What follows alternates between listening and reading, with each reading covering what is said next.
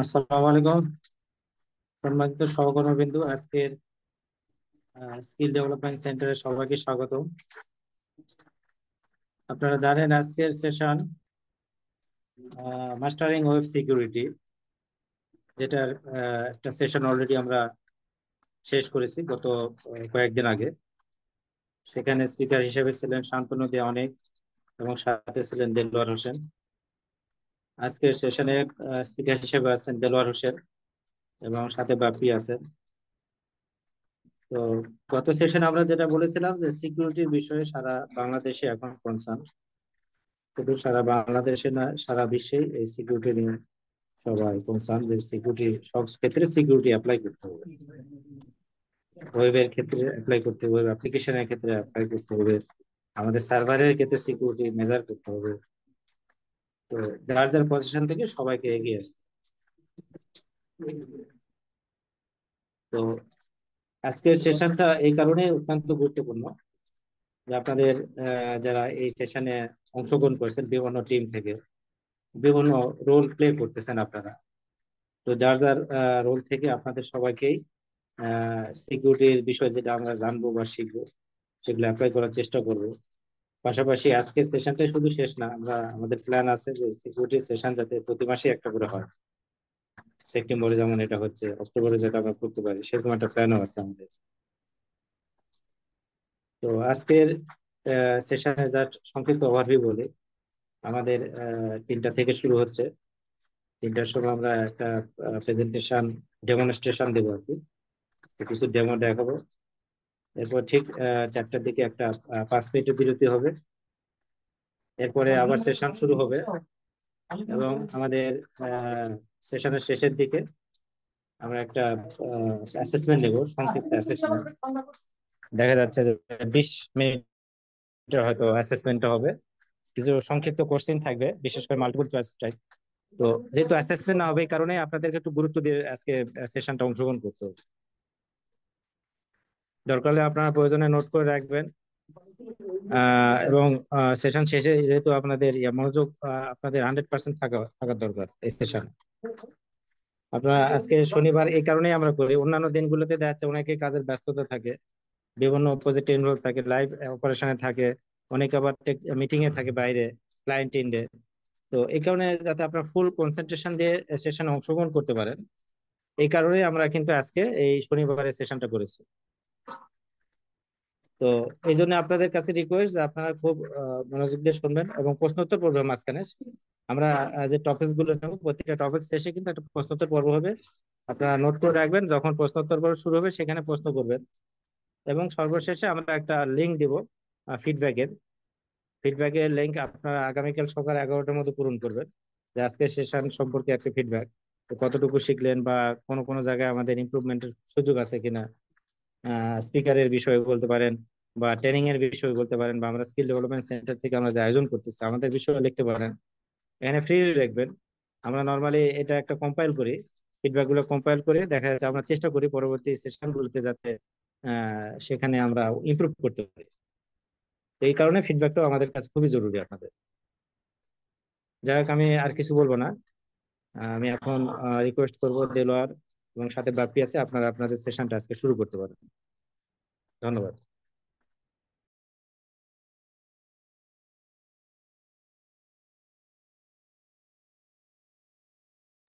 হ্যাঁ, দেলোয়ার শুনতে পাচ্ছেন? জি ভাই, শোনা যাচ্ছে হ্যাঁ, আমাকে? আপনি শুনতে পারেন।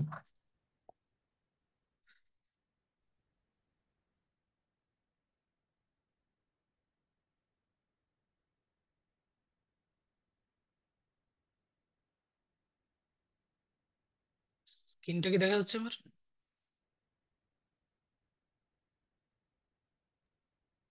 জি ভাই, দেখা যাচ্ছে।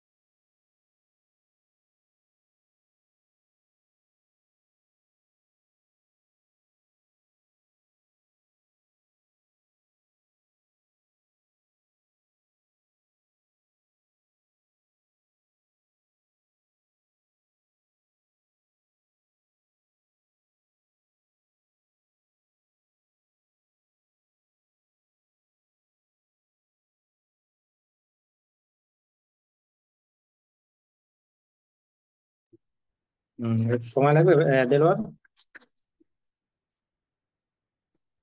বাপি আছেন?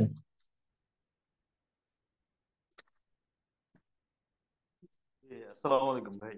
হ্যাঁ, দেলোয়ার, একটু সময় লাগতেছে, আপনি কিছু বলতে পারলে বলতে পারেন।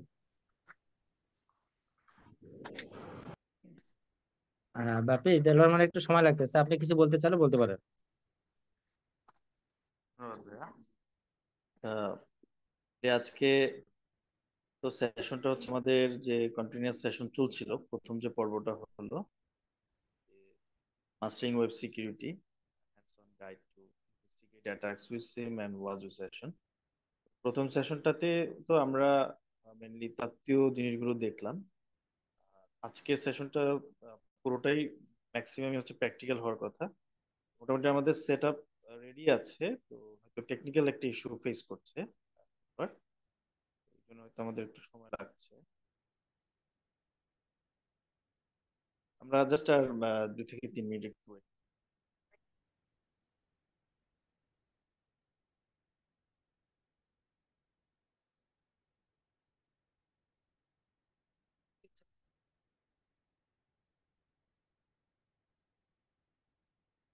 VPN DNS থেকে এজন্য ওই জুম স্টার্ট হয়েছিল আছে ওকে, কতগুলো। ঠিক আছে। ওই টেকনিক্যাল ইস্যুর কারণে আমাদের জুম ডিসকানেক্ট হয়ে যাওয়াতে দেলোয়ার ডিসকানেক্ট হয়ে গিয়েছিল। দেলোয়ার তাহলে শুরু করছে। দেলোয়ার প্লিজ। হ্যালো, আমাকে শোনা যাচ্ছে? জি দেলোয়ার, আমরা শুনতে পাচ্ছি আপনাকে, আপনি কন্টিনিউ করেন। আচ্ছা, গত ক্লাসে আমরা সাধারণত থিওরি গুলো নিয়ে আলোচনা করছিলাম। আজকে বলছিলাম যে আমরা ডেমোতে দেখব যে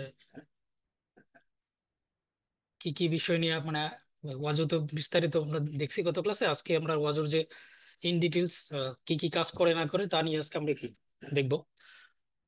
তো আজকে মডিউল 4 এর মধ্যে আমরা এখানে কিছু স্লাইড রাখছি। স্লাইড বাদে আমি ডিরেক্ট ডেমোতে যদি ওয়াজুতে যাই তাহলে আমার মানে বোঝানো সুবিধা হবে এবং সবাই এটা ভালো বুঝবে।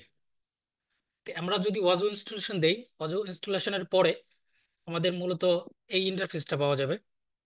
তো কেউ যদি ওল্ড ভার্সন দিয়ে থাকেন তার জন্য অন্য ধরনের ইন্টারফেস পাওয়া যেতে পারে।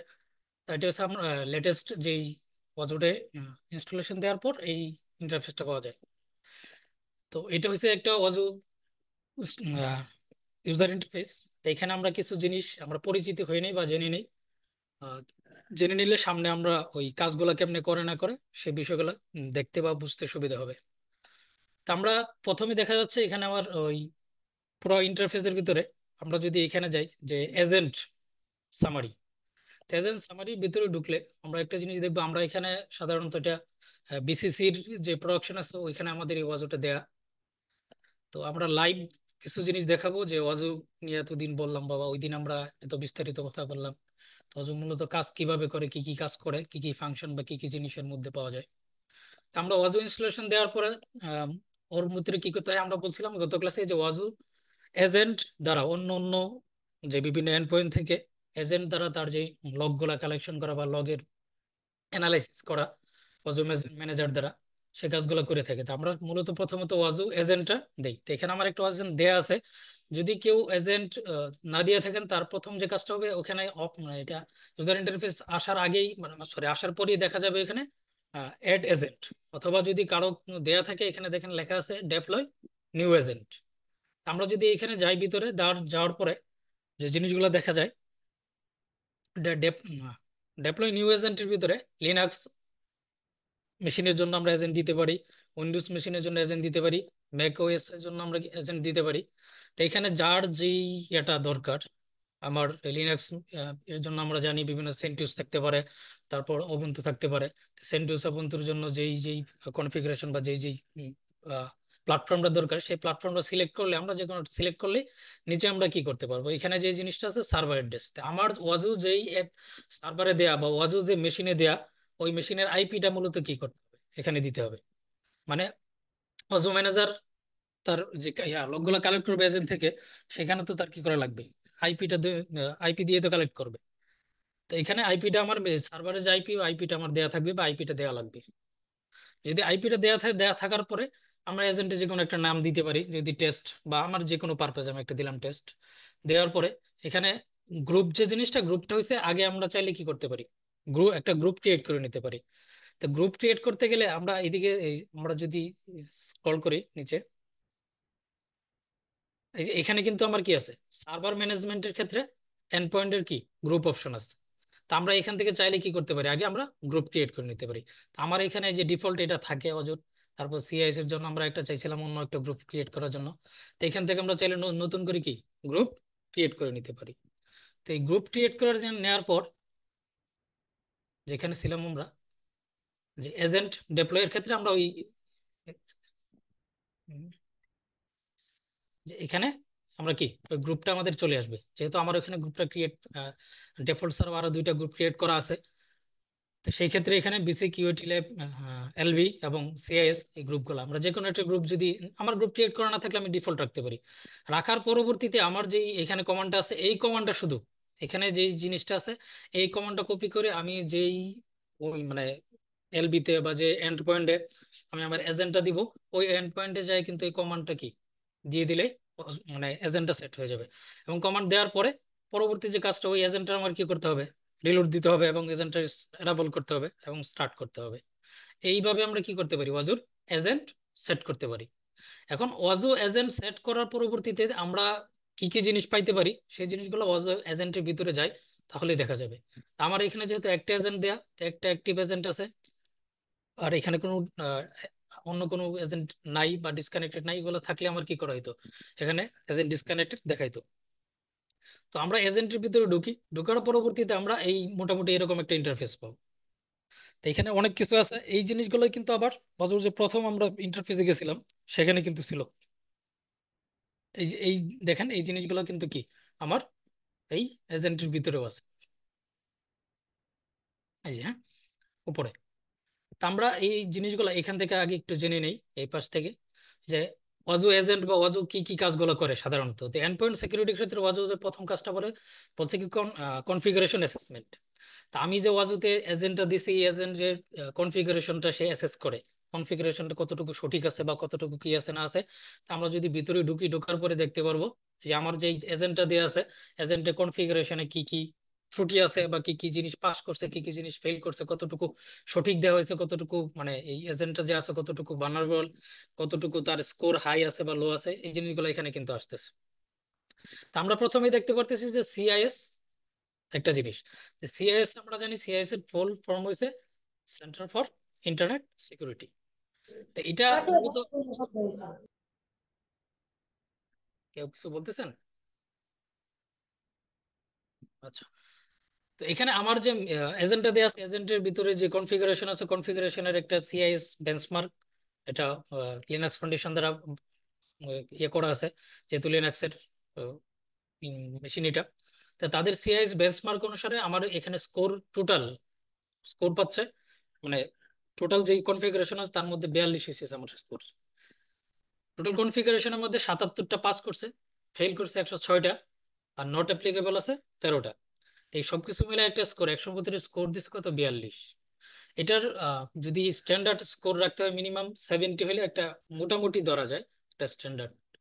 এখন এখানে তার যে বেঞ্চমার্কের যে এটা আছে, এই বেঞ্চমার্কের কাজটা কি করে, যে আমরা যে বিভিন্ন ধরনের কনফিগারেশন করি, আমাদের যে মেশিনে বিভিন্ন ধরনের কনফিগারেশন গুলো আছে, এই কনফিগারেশনটা কতটুকু সঠিক হয়েছে বা কতটুকু এর ভিতরে ঠিকঠাক আছে না আছে, সেটা কিন্তু নির্ধারণ করে এই সিআইএস বেঞ্চমার্ক। এখানে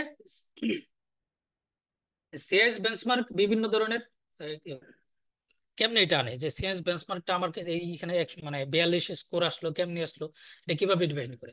তো অজু কিন্তু সিআইএস কেট প্রো একটা সিএস বেঞ্চমার্ক একটা টুলস আছে, ওটার সাথে ইন্টিগ্রেশন করে সিআইএস বেঞ্চমার্কের যে তার যে কতটুকু স্কোর আছে বা তার যে কি বলে কনফিগারেশন কতটুকু সঠিক আছে, সেটা কিন্তু ডিফাইন করে। তো এখন এখানে আমরা দেখতেছি যে আমার যে এজেন্টটা দেয়া আছে, এজেন্টের ভিতরে যেহেতু প্রোডাকশনে দেয়া, আমরা এটা পাওয়ার পরে চাইলে এখান থেকে কোনো কিছু আপ করতে পারি না, কারণ আমরা নিজেরা টেস্ট করতে দেখছিলাম যে আমরা যদি সিআইএস বেঞ্চমার্ক আপ করি, করার পরে এমন হয়েছে কি আমাদের মেশিন কি হয়ে গেছে, এমার্জেন্সিতে চলে গেছে। তো আমরা প্রোডাকশনে যদি কোনো ধরনের এগুলো অ্যাপ্লাই করতে যাই, তাহলে বিপদ আছে। এই জন্য আমরা এখন বর্তমানে যেটা ট্রাই করতেছি বা আমরা করার চেষ্টা করতেছি, আমরা যখন নতুন ধরনের কোনো ধরনের কনফিগারেশন দেওয়া হয় তখন এই সিআইএস বেঞ্চমার্কটা আপ করে আমরা কি করি, কনফিগারেশন দিই।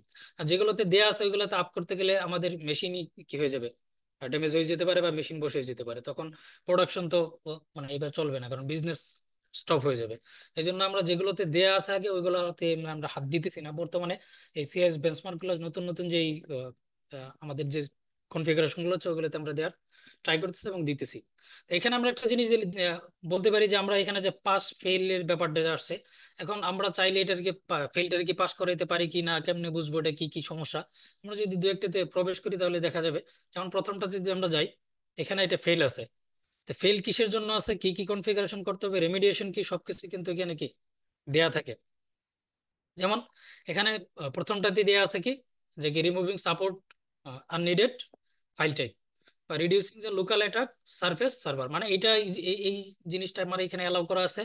এখন যদি এটা আমরা মিটিগেট করতে যাই, মিটিগেটের জন্য আমার এখানে বলে দিতেছে কেমনে কি, কোন ফাইলে যে আমার কি করতে হবে, কি আপ করতে হবে। তো আমরা যদি এই জিনিসগুলো অ্যাপ্লাই করি তাহলে মেশিনের যে এই ইয়েটা আছে, কনফিগারেশনে যে ফেল অবস্থায় আছে বা কনফিগারেশন চেঞ্জ করলে সে কি করবে, তার মার্কটা আপ হয়ে যাবে। আপ হয়ে যাওয়ার সাথে সাথে তার এখানে স্কোরটা কি হয়ে যায়, আপ লেভেলে চলে আসে। তো এরকম অনেকগুলো এখানে সিএস বেঞ্চমার্কের অনেকগুলো জিনিস এখানে দেওয়া আছে। তো আমরা যদি দেখি প্রত্যেকটারই বিভিন্ন ধরনের কি এক এক ধরনের কনফিগারেশন এখানে আছে। তো এটা দেখে দেখে তো আমরা চাইলে কি করতে পারতেছি, একটা জিনিস এখানে অজু দিয়ে দেখা যাইতেছে। আমার কাছে যদি অজু থাকে, তা আমরা চাইতে পারি যে আমার কনফিগ, আমার যে মেশিনটা আছে বা আমি আমার মেশিনটা যে চলতেছে বা আমার এজেন্টের যে কনফিগারেশনটা আছে সেটা আমার লোতে আছে না হাই আছে, কনফিগারেশন কি আমি কোনো ভুল রাখছি বা কোনো কোনো অ্যালাউ করে রাখছি কিনা, সেটা কিন্তু আমরা এই ওয়াজু দ্বারা দেখতে পারতেছি। এবং এই ওয়াজু দ্বারা আমরা কি করতে পারতেছি, মিটিগেশন করতে পারতেছি। তো এটা একটা বড় ধরনের বেনিফিট। পরবর্তীতে এখানে যে ইনভেন্টরি যে জিনিসগুলো আছে আমরা চাইলে কিন্তু কি দেখতে পারি। আচ্ছা, আমি একটু আগে যাই। এখন অযথা আর কি কি জিনিস দেখা যায়, তো ইনভেন্টরি ডেটার ভিতরে যদি উপরে যাই, যাওয়ার পর আমরা এখানে দেখতে পারি যে কি কি পোর্ট আমার ওপেন আছে, কি কি পোর্টে কি কি সার্ভিস চলতেছে। এই জিনিসগুলো কিন্তু এখানে কি ওভারঅল একটা রিভিউ পাওয়া যায়।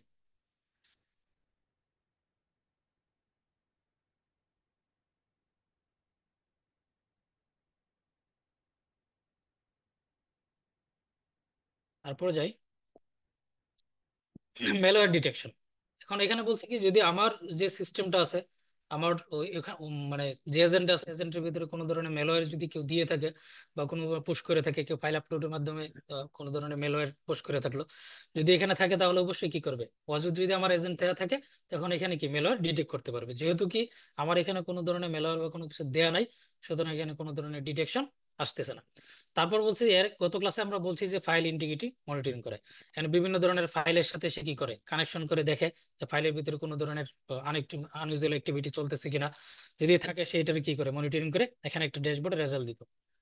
যেহেতু এখানে আনইউজুয়াল অ্যাক্টিভিটি নাই, সুতরাং আমাদের এখানে কি কোনো ধরনের রেজাল্ট দেয় নাই। তো অজু দ্বারা আমরা কি করতে পারতেছি, এই জিনিসটাও দেখতে পারতেছি। তারপর যে জিনিসটা হচ্ছে থ্রেট হান্টিং। এখানে কোনো ধরনের থ্রেট, থ্রেট বলতে এখন কোনো ধরনের অ্যাটাক আসতেছে কিনা বা অ্যাটাকটা কোনো লেভেলের চলতেছে কিনা। যেমন দেখেন এখানে আমার টোটাল যে জিনিসটা দেখাচ্ছে, এখানে টোটাল রিকোয়েস্টের পরিমাণ বা টোটাল ট্রাফিকের পরিমাণ এখানে আমার দেখাচ্ছে। এখানে আমার যে থ্রেড আছে, থ্রেড যদি আমার এখানে দেখাচ্ছে লেভেল 12-এর আপে যদি হয়, যেমন ডিডোস অ্যাটাক চালাইলে সাধারণত 12 আপের উপরে চলে। তো আমার এই সিস্টেমে এখন পর্যন্ত কোনো ধরনের ডিডোস অ্যাটাক চলে নাই, যদি চলতো তাহলে এখানে কি দেয়া থাকতো।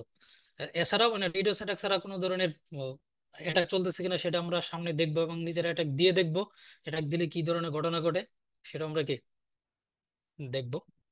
এখন পরবর্তীতে আসছে কি, যে ভালনারেবিলিটি ডিটেকশন।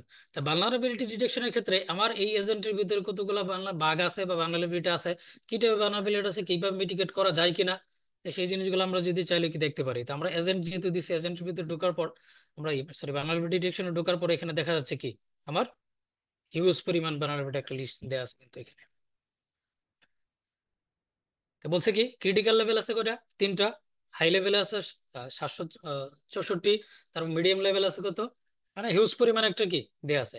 এখন আমরা চাইলে এখান থেকে যে আমরা যে ক্রিটিক্যাল লেভেলে কি কি আছে এটা কিভাবে মিটিগেট করা যায়, এখানে দেখেন সিবি ধরা দেয়া আছে। সিবি দেখে দেখে আমরা চাইলে কিন্তু কি যেটা কি ধরনের বাগ, এটা কিভাবে মিটিগেট করা যায়। তা আমরা কিন্তু কি কোনো সিস্টেমের ভিতরে যদি দেয়া থাকে, এগুলো কিন্তু আমার এলবি ধরে বা আমার যে সিস্টেম, যে এর আগে আমরা যে জিনিসটা দেখছি যে সিএস বেঞ্চমার্ক কিন্তু অনেক কিছু লো ছিল বা ফেল করছে, ওইখান থেকে কিছু বাগ কিন্তু ধরে নেই। পেজ আপডেটের একটা ইয়ে থাকে, ব্যাপার থাকে, ওইগুলো কিন্তু এখান থেকে কি ধরে নিয়ে নেয়। তো এখান থেকে আমরা চাইলে কিন্তু কি নিচে ড্যাশবোর্ড আকারে দেওয়া আছে, যে কাউন্ট করে যদি আপনি দেখতে চান ওটাও কিন্তু এখানে দেওয়া আছে। এখন এটার যদি ইন ডিটেলস দেখতে চান বা দেখার ইচ্ছা থাকে, তাহলে ফিল্টারিং করা,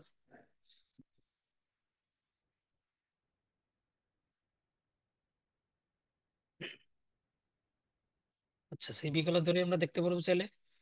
আরেকটু অন্যভাবে করা যায়, একটু আমি দেখি। আচ্ছা, তো এখানে আমরা সিবি ধরে কিন্তু কি চাইলে এটারে আলাদা আলাদা করে কিভাবে দেখতে পারি।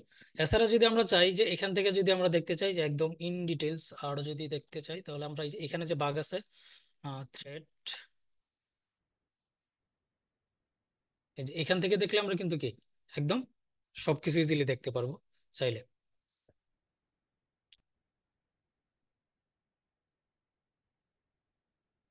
আমরা এখানে দেখতে পাচ্ছি কি কি ধরনের কি কি সমস্যার জন্য দেখে পাচ্ছি কার্নেল লেভেলে আছে 259টা পাইথন রেফারেন্স বিভিন্ন ধরনের এখানে কিন্তু কি দিয়ে আছেন। এগুলো ইন ডিটেলস দেখতে চাইলে আপনি একদম সিভি ধরে দেখতে পারেন, বা এখানে ইন ডিটেলস বের করার জন্য কিন্তু কি বের করা যাবে। তার পরবর্তীতে আমরা যে এটা আছে আমাদের, বলছি কি মাইটার অ্যাটাক। তা আমরা যে একটু আগে যে বললাম যে আমাদের এই বাগটা পাওয়া গেছে, এই অ্যাটাক গুলো আসতেছে বা লেভেল গুলো দেখা যাচ্ছে, এটা কেমনে বুঝে? মাইটার একটা ফ্রেমওয়ার্ক। এই মাইটার অ্যাটাকের ভিতরে দুইটা জিনিস নিয়ে কাজ করে, একটা হচ্ছে টেকটিক আর একটা হচ্ছে টেকনিক্স। তো মাইটার অ্যাটাকের ভিতরে দেয়া আছে, আপনি যদি মাইটার স্টাডি করেন 1 মাস বা 2 মাস, আরো বেশি চাইলে স্টাডি করার মতো যায়। এটা একটা বড় ধরনের ফ্রেমওয়ার্ক, বর্তমানে খুবই জনপ্রিয় বা একটা ফ্রেমওয়ার্ক এটা। তো এই মাইটার অ্যাটাকের ক্ষেত্রে টেকটিক এবং টেকনিক্স ধরে আমরা যে একটু আগে দেখলাম যে বাগগুলা পাইতেছি, আমরা ভালনারেবিলিটি দেখছি, এতগুলো ভালনারেবিলিটি বা সিএস বেঞ্চমার্ক, এই বা ওই আমার যে এখানে থ্রেড হান্টিং এর যে পেপার গুলো দেখলাম যে এখানে থ্রেড গুলো আছে কত লেভেলের, যে এখানে যে থ্রেড গুলো দেখবেন এই বিভিন্ন লেভেল ধরে ধরে কিন্তু এখানে আছে, এই জিনিস 5 10 এই লেভেল গুলো ধরে ধরে এখানে দেওয়া আছে। এই জিনিসগুলো কেমনে বের করে? এই জিনিসগুলো বের করে মাইটার অ্যাটাকের মধ্যে ভিতরে যেই ইয়েগুলো সেট করা আছে, রুলস গুলো সেট করা আছে, বা মাইটার অ্যাটাকের ভিতরে টেকনিক এবং টেকনিক্স ধরে ধরে কি করা আছে, যে আমাদের যে বাগগুলা কোন ধরনের অ্যাটাক আসতেছে এবং এটার জন্য কি কি ধরনের আমরা মিটিগেট করতে পারি, ওই কিন্তু মাইটার অ্যাটাক থেকে সে কি করে নেয়, বের করে নেয়। মাইটার অ্যাটাকের টেকনিক বা টেকনিক্স ধরে ধরে সে বের করে নিয়ে যায়। তো এখানে মাইটার অ্যাটাকের যে বিভিন্ন ধরনের আপনি যদি, যাওয়া হয় এখানে দেখবেন এই যে ভালনারেবিলিটি স্ক্যানের জন্য টেকনিক আছে, তারপর ওই যে এক্সপ্লয়েটেড পাবলিক ইয়ার জন্য টেকনিক, বিভিন্ন ধরনের টেকনিক আছে। আমরা যদি মাইটার অ্যাটাকে যাই, মাইটার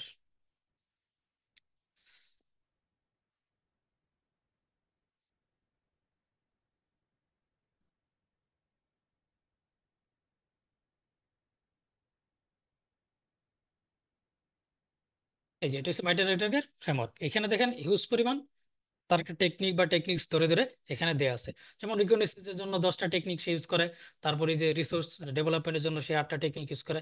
এখানে আবার এই যে অ্যাক্টিভ যদি স্ক্যান দেওয়া হয় তার জন্য সে কি করে, বিভিন্ন ধরনের টেকনিক গুলো ইউজ করে। কি কি টেকনিক ইউজ করে সবগুলো কিন্তু কি এখানে দেয়া আছে। আমরা যদি এখানে যাই, এই যে যেমন স্ক্যানিং আইপি ব্লক বা ভালনারেবিলিটি স্ক্যানিং, ওয়ার্ডলি স্ক্যানিং, এরকম মাইটার একটা বলছি যে মাইটার নিয়ে যদি স্টাডি করেন কেউ, তার 1 2 মাস 3 মাস স্টাডি করলেও কিন্তু কি এটা শেষ হবে না। তো ওয়াজু কি করে, তার যে বাগগুলা ধরে বা ভালনারেবিলিটি ধরে, সে মাইটার অ্যাটাকের যে রুল অনুসারে সে কি টেকনিক বা টেকনিক অনুসারে সে ধরে। তারপরে এখানে হচ্ছে কি ভাইরাস টোটাল। ভাইরাস টোটালের নাম এর আগে আমরা শুনছি, কারণ হচ্ছে কি ভাইরাস টোটাল হচ্ছে ম্যালওয়্যার অ্যানালিসিসের জন্য সর্বপ্রথম বা প্রাথমিক টুল হিসেবে কি করা হয়, ইউজ করা হয়।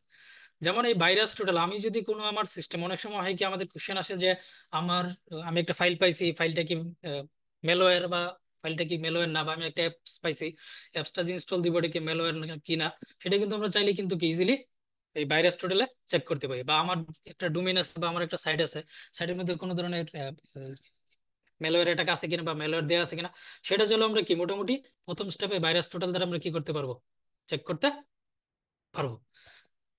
তাই আমরা যদি একটু প্র্যাকটিক্যালি দেখি, আজকে জিনিসগুলো বলছি গত ক্লাসে যে আমি যা জিনিসগুলো দেখাবো প্র্যাকটিক্যালি দেখাবো, হয়তো সময় স্বল্পতে ইন ডিটেলস দেখানো যাবে না, কিন্তু আপনারা চাইলে যে জিনিসগুলো শিখা অনেক কিছু ছোটখাটো জিনিস, মানে বড় জিনিসগুলো ছোটখাটো অল্প সময়ের মধ্যে সলভ করতে পারেন। যেমন আমি যে ভাইরাস টোটালে গেলাম, তা আমার এখানে আমি একটা জিনিস নামায় রাখছিলাম, আমরা জানি এর মধ্যে ছোট মানে বিভিন্ন ধরনের ক্র্যাক টুল বা বিভিন্ন ধরনের যে যে টুলগুলো আছে, যে সাধারণত কি হয় আমাদের উইন্ডোজ যদি এআই অ্যাক্টিভ করে রাখি, ডিফেন্ডার অ্যাক্টিভ করার সাথে সাথে কিন্তু কি, যদি ওই টুলগুলো, যেমন আমি আমার এখানে একটা টুল বলতে একটা অ্যাপস নামে রাখছি।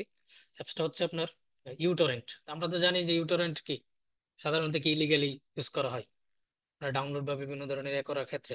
তা আমরা যদি ইউটরেন্ট সাধারণত উইন্ডোজের যে ইয়ার ডিফেন্ডার অন করে যদি ইউটরেন্ট ইনস্টল দিই, সরি ইনস্টল দিই বা নামাই, সাথে সাথে কিন্তু কি সে এটা ডেস্ট্রয় করে দেয়।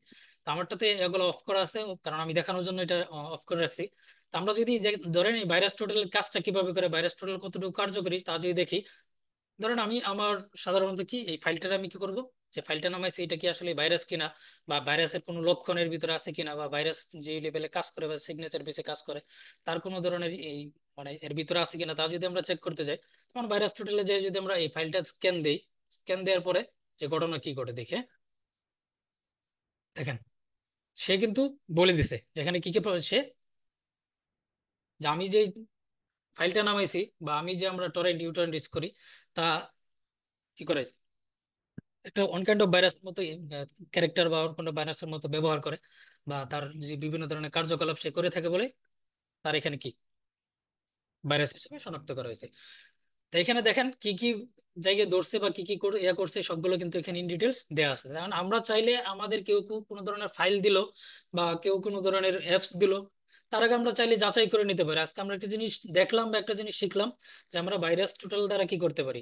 আমার কেউ যত বিশ্বস্ত লোকই হোক বা কাছের লোকই হোক, সে তো আমরা চাইলে আমার একটা কি হয় যে আমরা হ্যাকিং এর ক্ষেত্রে একটা ট্রাম আছে বা হ্যাকিং এর ক্ষেত্রে একটা কথা আছে যে হ্যাকিং এর শেখার ক্ষেত্রে সর্বপ্রথম অ্যাপ্লাই করে কাছের লোকের কাছে বা বন্ধু বান্ধবের কাছে অ্যাপ্লাই করা হয়। তো এই জন্য বললাম যে যদি হ্যাকিং হইতে চাই পরিচিত লোক দ্বারা হ্যাকিং কিন্তু বেশি হয়। তা আমরা চাইলেই যে আমার পরিচিত কেউ দিল, বিশ্বস্ত কেউ দিল, আমি কি করতে পারি যে ভাইরাস টোটালে নিয়ে ওই ফাইলটা বা ওই অ্যাপসটা চাইলে একটা চেক দিয়ে দেখি যে আসলে কি বন্ধু আমার কি দিল, আমার কি ভালো জিনিস দিল না খারাপ জিনিস দিল। এখন আমরা এই ভাইরাস টোটাল দ্বারা কিন্তু কি ফাইল, শুধু ফাইল না, ফাইল ছাড়াও অন্য অন্য জিনিসগুলো কিন্তু কি চেক করতে পারি। যেমন আমরা চাইলে ভাইরাস টোটাল আরো অনেক ইউজ আছে। তা আমি বললাম তো সময় স্বল্প, এটা দেখাতে গেলে অনেক সময় লাগার কথা। তা আমি আরেকটা জিনিস দেখাই, যেমন আমরা চাইলে বিভিন্ন ধরনের আমাদের যে ডোমেইন গুলো আছে, ডোমেইনের ভিতরে কোনো ধরনের মানে ম্যালওয়্যার বা ইয়ে দেওয়া আছে কিনা সেটা চাইলে চেক করতে পারি। যেমন আমাদের যদি বিএস সিস্টেম দেই,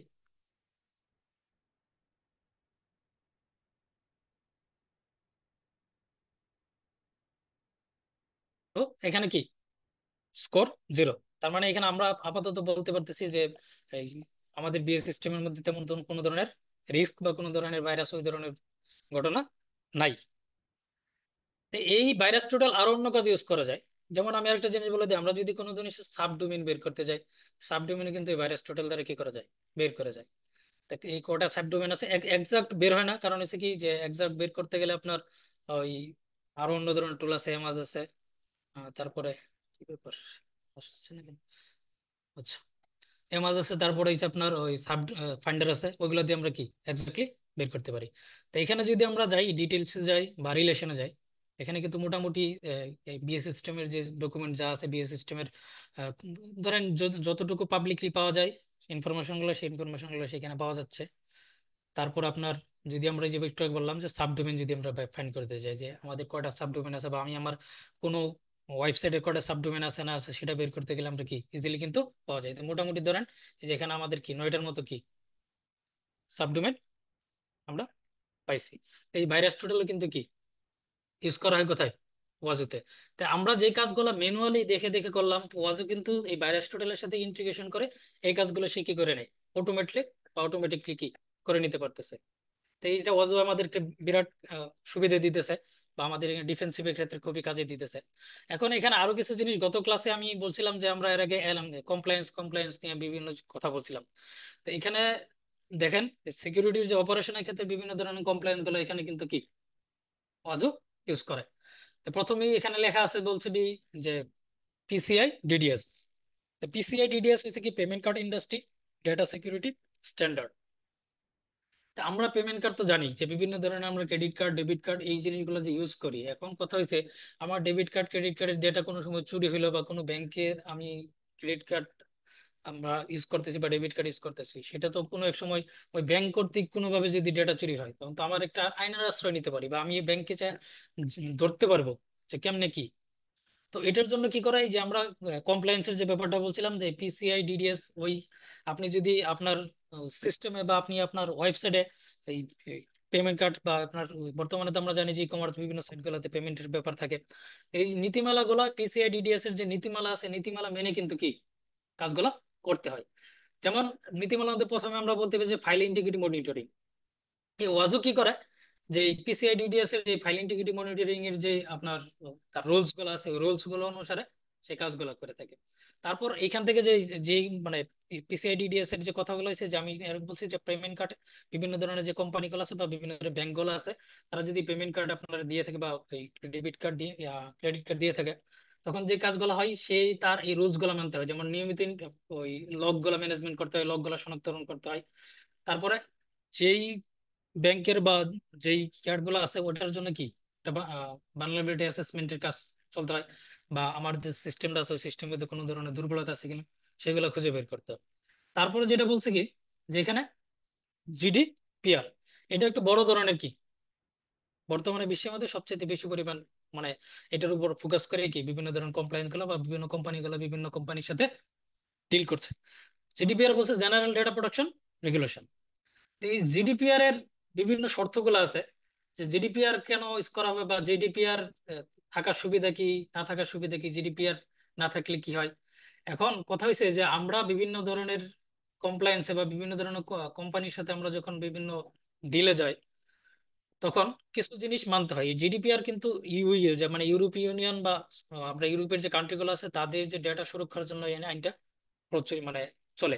ইউরোপের কোনো ধরনের যদি ডেটা লস বা কোনো ধরনের ডেটা নিয়ে কোনো ধরনের ঝামেলা হয় বা ডেটা ব্রিচ হয়, তখন কিন্তু এই আইন আইন অনুসারে বা এটার উপর অনুসারে কি করতে হয়, তারা পদক্ষেপ নেয়। তো এখানে বিভিন্ন ধরনের তার মূলনীতি বা বিভিন্ন ধরনের রুলস আছে।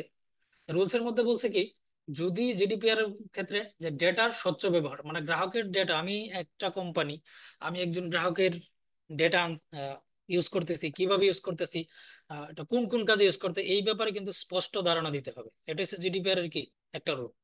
তারপর হচ্ছে যেটা মানে ব্যক্তিগত ডেটার যে কি কি কাজে আমরা ব্যবহার করব, তার জন্য এই গ্রাহকের কি করতে হবে, একটা সম্মতি নিতে হবে।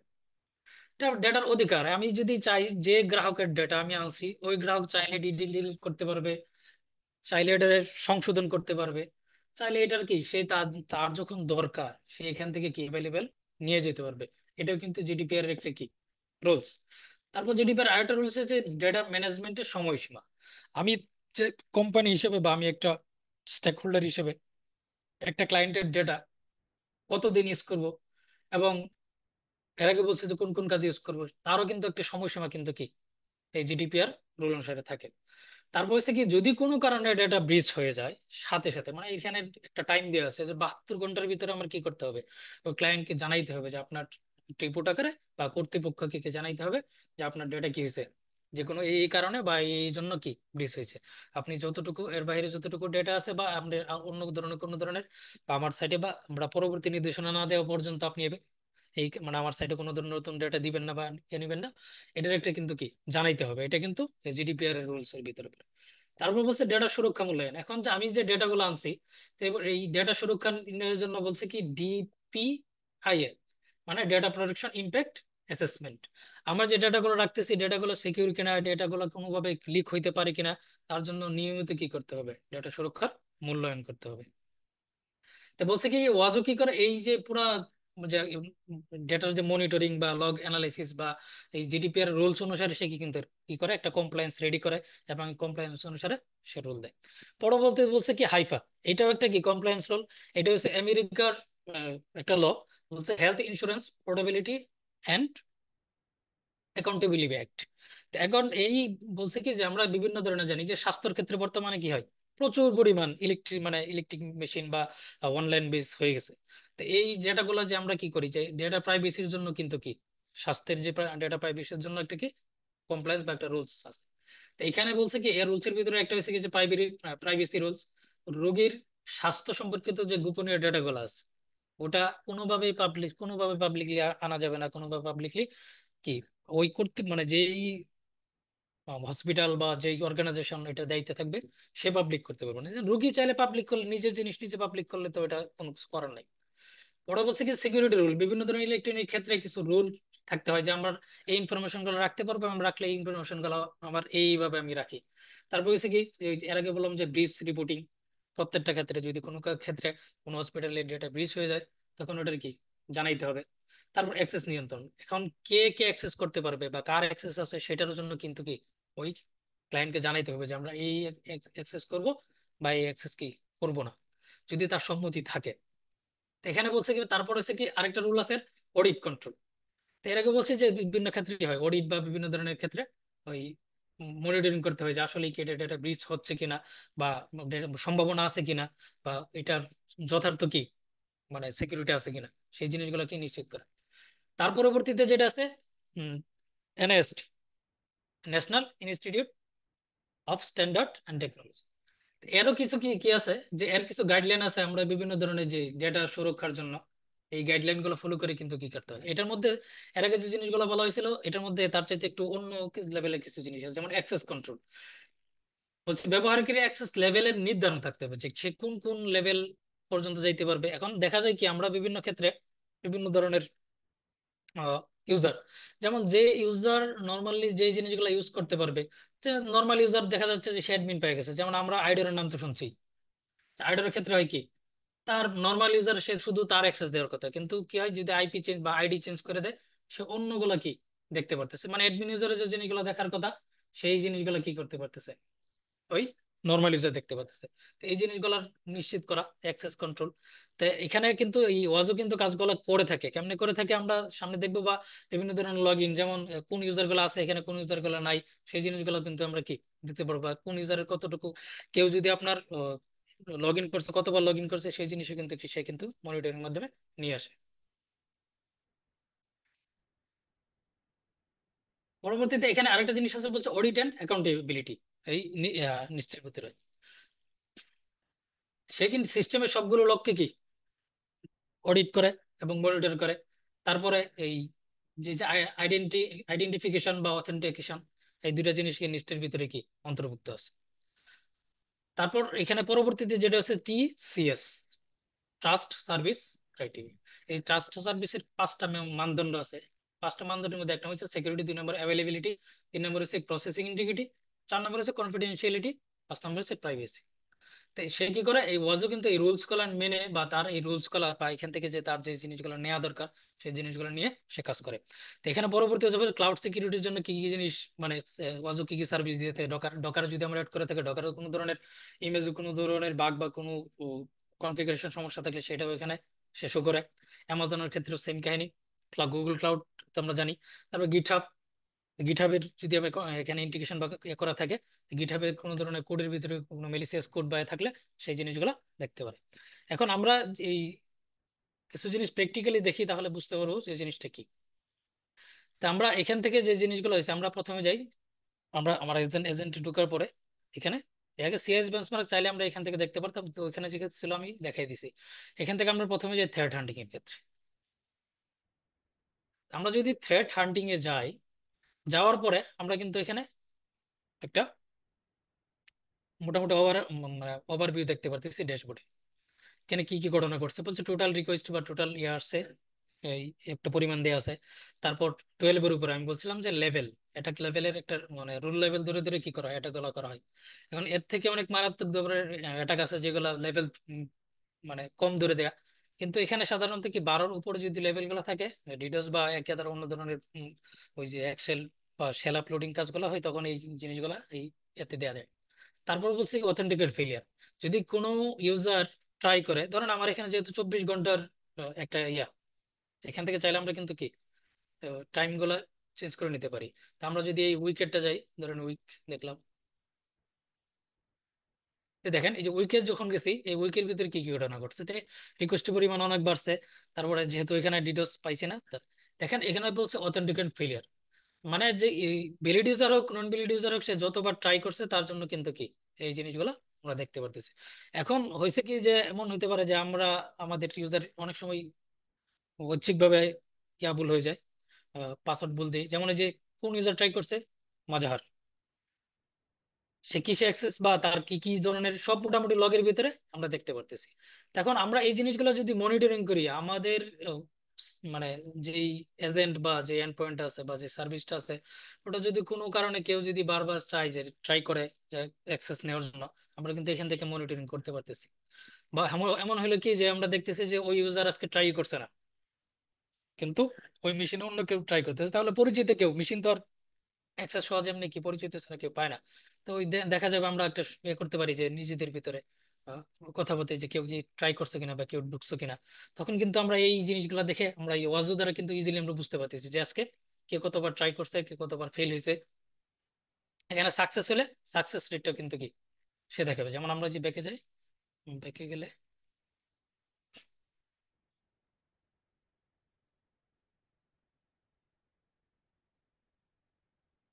এই যে হ্যাঁ 8 বার কি করছে, সে সাকসেস হয়েছে। কোন কোন ইউজার হয়েছে প্রত্যেকটা লগ ধরে ধরে আমরা কিন্তু কি চাইলে বের করতে পারি।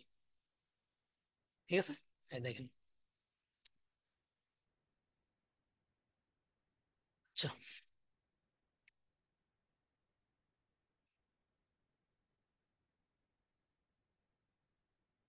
এখানে কিন্তু আরো চাইলে কিন্তু ইজিলি সহজে করা যায়। যেমন আমি চাইলে এই যে এখানে আসছি আমার থ্রেড হান্টিং এর ক্ষেত্রে, তো ইভেন্ট গুলো যদি দেখতে চাই, ইভেন্ট গুলো একদম ইজিলি খুব সুন্দর করে লগ আকারে দেয়া আছে, কখন ঘটছে কি কি টাইপের কি কি ধরনের ইয়ে ঘটছে সব কিন্তু কিন্তু কি একদম খুব সুন্দর করে করে কি একদম রিপোর্ট আকারে দেয়া আছে। এখন এত পরিমাণ রিকোয়েস্ট আসে, আমরা চাইলে কি যে কোনটা অ্যাটাক হইতেছে কোনটা না হইতেছে, তখন আমরা এটা খুঁজে বের করার কি হয়ে যায়, আমাদের জন্য টাফ হয়ে যাবে। আর মনিটরিং করার জন্য এইটা কিন্তু আমি আর আগে বলছি, যেটা কিন্তু কি সিম টুল সক ইঞ্জিনিয়ার বা সক অ্যানালিস্টরা ইউজ করে। তো এখানে যদি আমরা চাইলে কিন্তু কি ইজিলি সার্চ করে বা আমরা ফিল্টারিং করে করতে পারি। যেমন আমার অ্যাটাক দেখা দরকার, যে লেভেল, অ্যাটাক লেভেল আমি আর আগে বলছি যে অ্যাটাক লেভেলের ক্ষেত্রে এখানে আরো অনেক কিছু কনফিগারেশন আছে, আমি আস্তে আস্তে যতটুকু সম্ভব দেখাবো। তা আমরা চাইলে কিন্তু কি এই অ্যাটাক গুলো হয় এই যে এখানে যে জিনিসগুলো আমি লেভেল, রুল লেভেল বা রুল ধরে ধরে কিন্তু কি সে অ্যাটাক গুলো ডিফাইন করে। তা আমরা সাধারণত জানি যে এসকিউএল বা এক্সএসএস এই অ্যাটাক গুলা বা ওয়েব কমন যে অ্যাটাক গুলো আছে, ওয়েবের কমন অ্যাটাক গুলা এগুলা 6 এর উপরে, মানে 5 থেকে উপরে হয়, 6 থেকে আপনার 15 পর্যন্ত যেতে পারে। তা আমরা চাইলে কিন্তু আজকে যে বা এই উইকের ভিতরে কতগুলো অ্যাটাক আমার আসছে, চাইলে কিন্তু আমরা এখান থেকে ফিল্টারিং করে কিন্তু বের করতে পারি। যদি এখানে সার্চ দেই রুল লেভেল, আমার কি দরকার, ইজ, মানে আমার চাইতে বেশি দরকার। যদি আমার কি হয় বেশি, ইজ বিটুইন কত, 6 to 15। তো আমরা 6 to 15 এখানে যদি আমরা সার্চ দেই, সার্চ দেওয়ার পরে কিন্তু কি দেখেন আমার এখানে কিন্তু চলে আসছে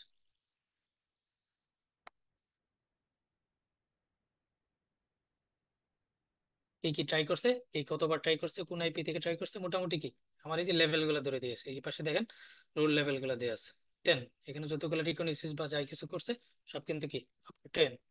এখন যদি চিন্তা করি আমরা, আমি যেহেতু জানি এখানে অনেকগুলো রুল আইডি নিয়ে, যে এখানে আপনি এই পাশে যদি যান, হুম, এই যে রুল, হ্যাঁ এখানে রুল আছে প্রায় 4500-এর মতো। এই যে এগুলো নিয়ে একটু যদি স্টাডি করা হয়, স্টাডি বলতে একটু আপনি ঘাটাঘাটি করলেই দেখতে পারবেন। তা আমরা সাধারণত কি যেহেতু এটা নিয়ে মোটামুটি ঘাটাঘাটি করছি, তো আমরা একটা জিনিস জানি যে এটা রুল লেভেল কত আছে না আছে। তা আমরা যদি রুল ধরি, আইডি ধরি, আইডি দেবো নাকি লেভেল,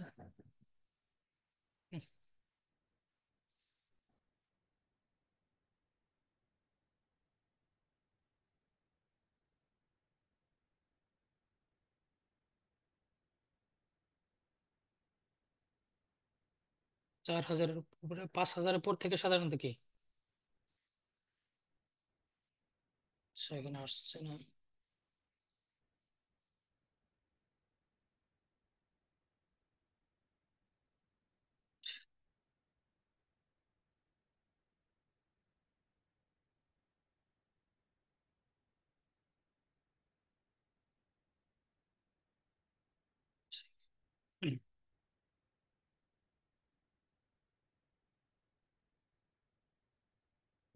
4000।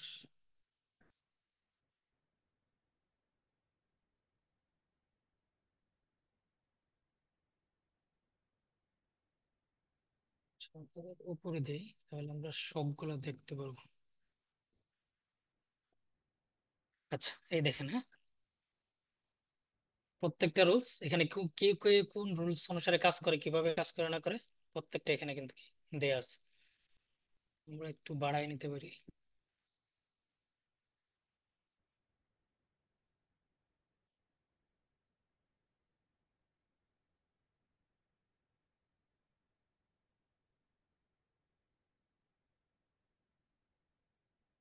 প্রচুর পরিমাণ রুলস আপনারা দেখলে এখানে কি বোঝা যাবে যে কোন রুলস কিসের জন্য। এখন এই রুলগুলো জানতে হবে কেন, আমরা যখন অ্যাক্টিভ রেসপন্স সেট করবো বা আমাদের কেউ অ্যাটাক দিল, অ্যাটাকটা আটকানোর জন্য আমাকে রুলগুলো সম্পর্কে জানতে হবে। এই রুলগুলো ধরে ধরে আমরা কি করতে হয়, বা রুল আইডি যেটা বলি, এই ধরে ধরে আমরা বিভিন্ন ধরনের অ্যাটাক গুলো আটকানোর জন্য আমরা ওই অ্যাক্টিভ রেসপন্স সেট করি। তো এখানে প্রচুর রুল আছে। তো এই রুলগুলো দেখে দেখে কি আমরা চাইলে কি স্টাডি করলে পাওয়া যাবে যে আমরা কোন রুল কি কাজ করে, কোনটার জন্য কি ইন ডিটেলস। আপনি এখানে প্রত্যেকটাতে ঢুকলে প্রত্যেকটার জন্য কি ইন ডিটেলস এখানে দেয়া আছে, ডিটেলস সহ যা যা কোনটার কি কাজ। হ্যাঁ, এই যে এখানে স্লো লরিশ, আমরা জানি ডিডোস অ্যাটাকের ক্ষেত্রে এই কাজগুলো হয়। ডিডোস মানে স্লো লরিশ একটা ডিডোস অ্যাটাক। তো আমরা যদি কেউ যদি ডিডোস অ্যাটাক দিতে যায় বা আমার সিস্টেমে স্লো লরিশ আছে, তখন যদি আমি এখানে কোন কাজ মানে আমার অ্যাক্টিভ রেসপন্স এই রুল আইডি ধরে দিয়ে দেই, সে চাইলে ওই ডিডোস অ্যাটাক দিলেও সে কি খাবে, ধরা খাবে। কেমন ধরা খাবে, আমরা যদি ধরেন আমাদের যেই এটা আছে বাস্তবে দেখাই দিই কেমনে ধরা খায় বা কেমনে কি, তাহলে বুঝতে সুবিধা হবে।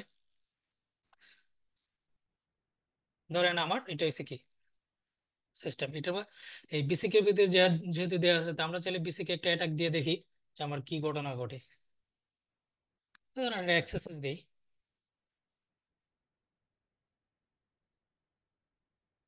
একটু প্র্যাকটিক্যালি হিবিজিবি লাগতে পারে।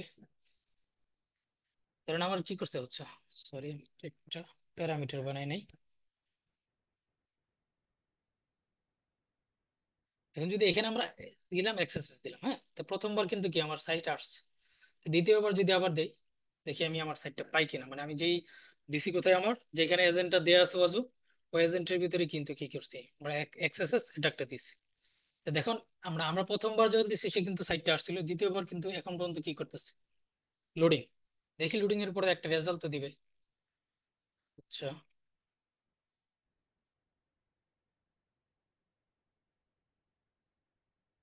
এই দেখেন আমি কিন্তু কি এই সাইট আর অ্যাক্সেস করতে পারতেছি না। প্রথমবার যখন আমি অ্যাটাক দিছিলাম সে কিন্তু কি করছে, মানে আমার সাইটটা দিছিল। দ্বিতীয়বার যখন আমি আবার অ্যাক্সেসিবিলিটি দিছি সে কিন্তু আমার ব্লক করে দিয়েছে। মানে আমি কেমনে বুঝবো ব্লক করে দিছে, যদি আমি আমার ড্যাশবোর্ডে যাই, এখানে আমার ড্যাশবোর্ডটা আমরা নিজেরা বানিয়ে নিছি। ড্যাশবোর্ড দুইটা ধরনের হোস্ট, যারা যারা কেউ আমার এখানে তো কোনো ধরনের এক্স এসকিউএল বা এক্সএসএস এই ধরনের মানে ওয়েব কমন যে অ্যাটাক গুলো আছে, অ্যাটাক গুলা দিতে চায়,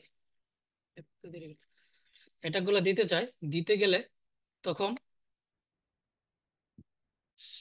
ওই ব্লক খাবে। ব্লক খাওয়ার পরে আমরা দেখবো কোথায়, খুঁজে পেতে গেলে তো অনেক প্রচুর রিকোয়েস্ট আসে, তো খুঁজে পেতে গেলে তো ঝামেলা।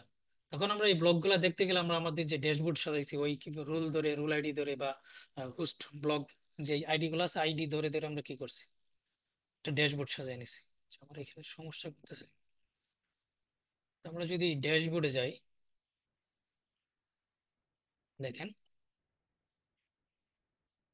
হ্যাঁ এই যে এখানে আজকে সারাদিনে কি কি অ্যাটাক গুলো আসছে এটা এখানে দেখাচ্ছে। তো কখন আসছে, কি কোন আইপি থেকে আসছে। দেখেন আমি আজকে আমার নিজের আইপি থেকে ট্রাই করছি এটা, 8বার ট্রাই করছি, 8বারই কিন্তু আমার ব্লক করছে। ঠিক আছে, আমি কিন্তু এখানে চাইলেও এখন পাবো না। 5 মিনিটের জন্য আমরা কি করে দিছি, ওই যে একটু আগে যে দেখালাম যে রুল আইডি, এই রুল আইডি ধরে ধরে আমরা অ্যাক্টিভ রেসপন্স সেট করছি। এই অ্যাক্টিভ রেসপন্স ভিতরে দেয়া আছে কেউ যদি আমার কাছে যেই জিনিসগুলো যেমন এই ওয়েব অ্যাটাক গুলো দিবে, সে 5 মিনিটের জন্য ব্লক খাবে, 5 মিনিট এসে চাইলে আমার সাইটে কি ঢুকতে পারবে না। এখন সে কিন্তু কি এই যে আমার এই নিজের আইপি দ্বারা, এখন কথা হয়েছে কি যে আমার যেহেতু এখানে সাইট পাচ্ছে না, দ্বিতীয় হচ্ছে ব্লক খাইছে, তো এখানে ওয়াজু তো চাইলে সলিউশন দিয়ে দিতে পারতেছে। এখন আমরা এখানে আমাদের এখান থেকে সলিউশন করছি। সলিউশন করতে গেলে আমরা কিন্তু ডিডোস অ্যাটাকের জন্য যে অ্যাক্টিভ রেসপন্স ওটা আমরা সেট করি নাই, কারণ ডিডোস অ্যাটাকের জন্য সেট করতে গেলে হয় কি, যে এখানে ওই কি বলে এটা, বেলিট যে আমাদের যে ইউজার গুলো আছে সেগুলো অনেক সময় ব্লক খাওয়ার চান্স থাকে। এই জন্য আমরা ওই ডিডোস বাদে বাকি যে ওয়েব কমন অ্যাটাক গুলো আছে সেটার এগেনস্টে আমরা কি বিভিন্ন ধরনের এখানে অ্যাক্টিভ রেসপন্স সেট করে দিয়েছি। এবং এই অ্যাক্টিভ যারাই মনে করেন এই ওয়েব কমনের অ্যাটাক গুলো চালাবে, সে কিন্তু কি 5 মিনিটের জন্য সে লিগেল হোক আর ইলিগেল হোক, যখন সে লিগেল হয়ে কাজ করতেছে কিন্তু ইলিগেল, সে তো তার অ্যাটাক দেওয়ার বা সেখানে কোনো এক্সেসেস বা স্কেল কোনো ধরনের কুইরি চালানোর বা তার তো এখানে রাইট নেই। সে এখানে আসছে সেবা নেওয়ার জন্য, সে সেবা নিবে। কিন্তু সে যদি এখানে আনইউজুয়াল অ্যাক্টিভিটি চালাইতে চায়, তখন কিন্তু সে কি ধরা খাবে। ধরা খাবে বলতে সে 5 মিনিটের জন্য ব্লক খাবে। এই যে এখানে যদি আমরা একটা একটা ধরে দেই ইন ডিটেলস একদম, কোথায় সে ট্রাই করছিল, এবং এই যে এটা আমরা যদি এটার একটু বড় করি, দেখবেন এই যে আমরা কি দিছিলাম, স্ক্রিপ্ট দিছিলাম, হ্যাঁ এই যে।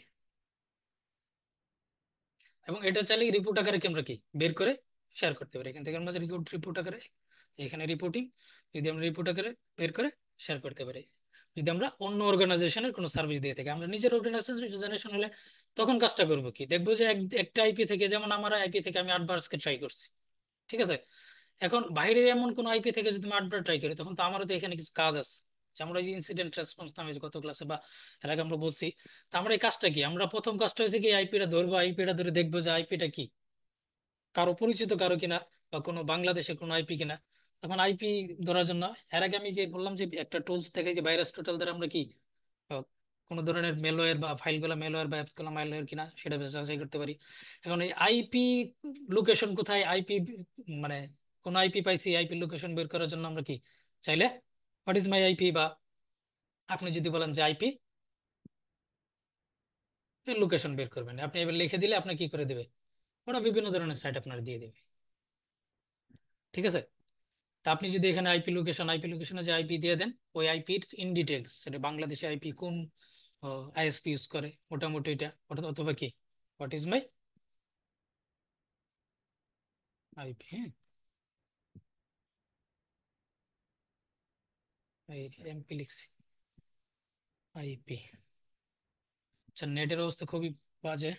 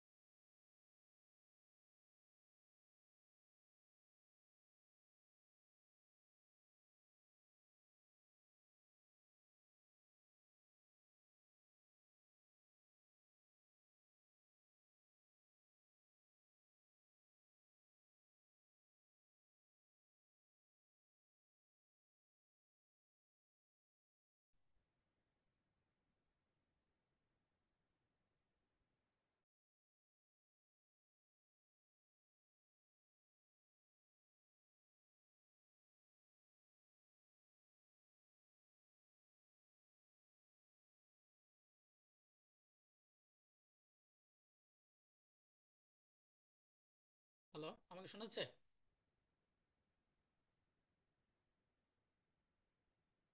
হ্যালো,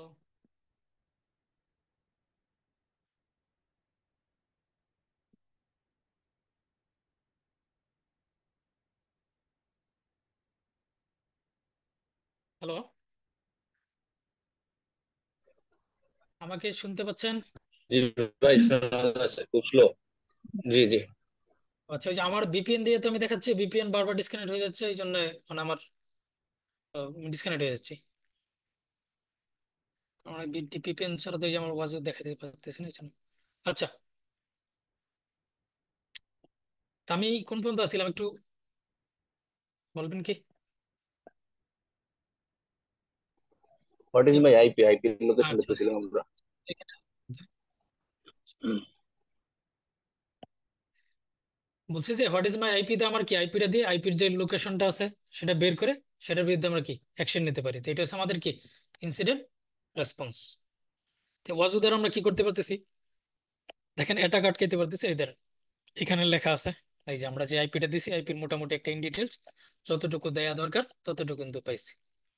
এখন পরিচিত হইলে তার আমরা অ্যাকশন নিতে পারি। আর যদি আমার দরকার নাই যে ওরে আমার নক দেওয়া বা ওএসপি খোঁজাখুঁজি দরকার নাই, আমি কি করে দেবো, যেহেতু সে আনইউজুয়াল অ্যাক্টিভিটি করছে, সে লিগেল হলো কি ইলিগেল, তারা আমরা কি করে দিতে পারি, ব্লক করে দিতে পারি পার্মানেন্টলি। তো আমরা কি দেখতে পারলাম এখানে যে অ্যাটাক দেওয়ার সাথে সাথে কি করতেছে, ব্লক খাইতেছে। যেমন এখানে কত আমার, এখন যদি আমি আবার যাই সাইটটাতে, পাওয়ার কথা 5 মিনিট মেবি হয়ে গেছে, এই যে সাইটটা কিন্তু আবার পাইছি। তো আমরা যদি এখানে ব্লক, টোটাল ব্লক আছে কয়টা, 12টা। আবার আরেকটা দেই, দেখি কি হয়।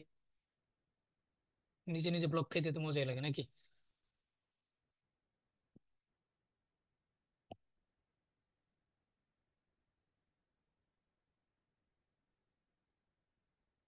এই যে হ্যাঁ, ব্লক নাম্বার কত, 13।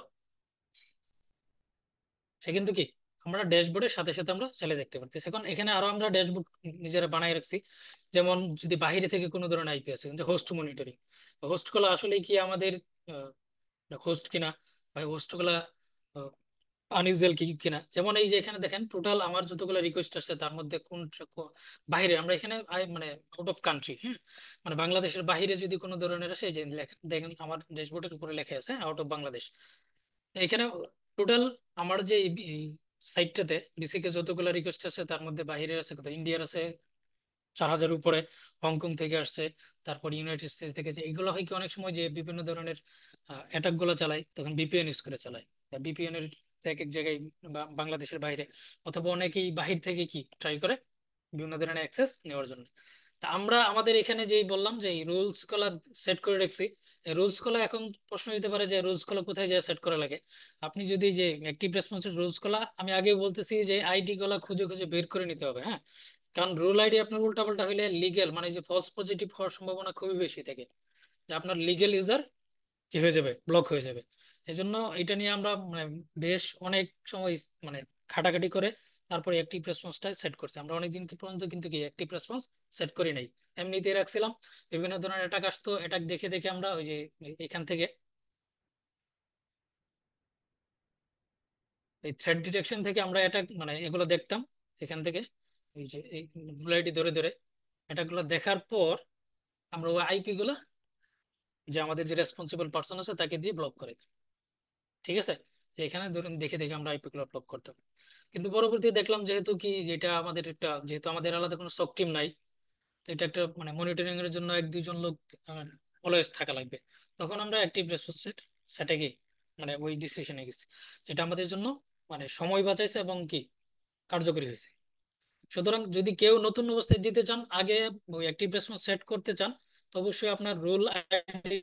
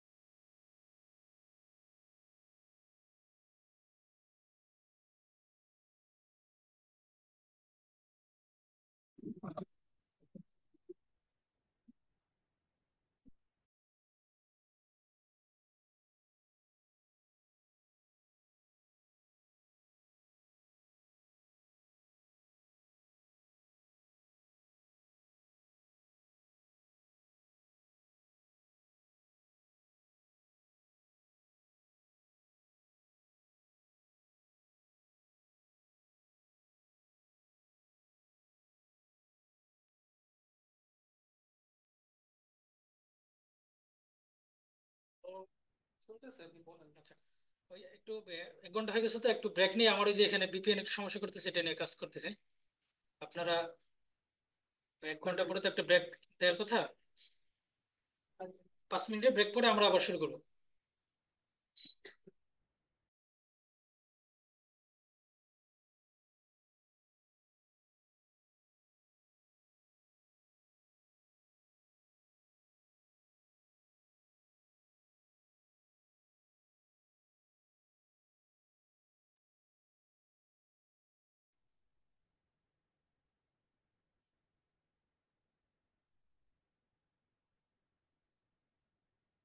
তো আমরা শুরু করি তাহলে।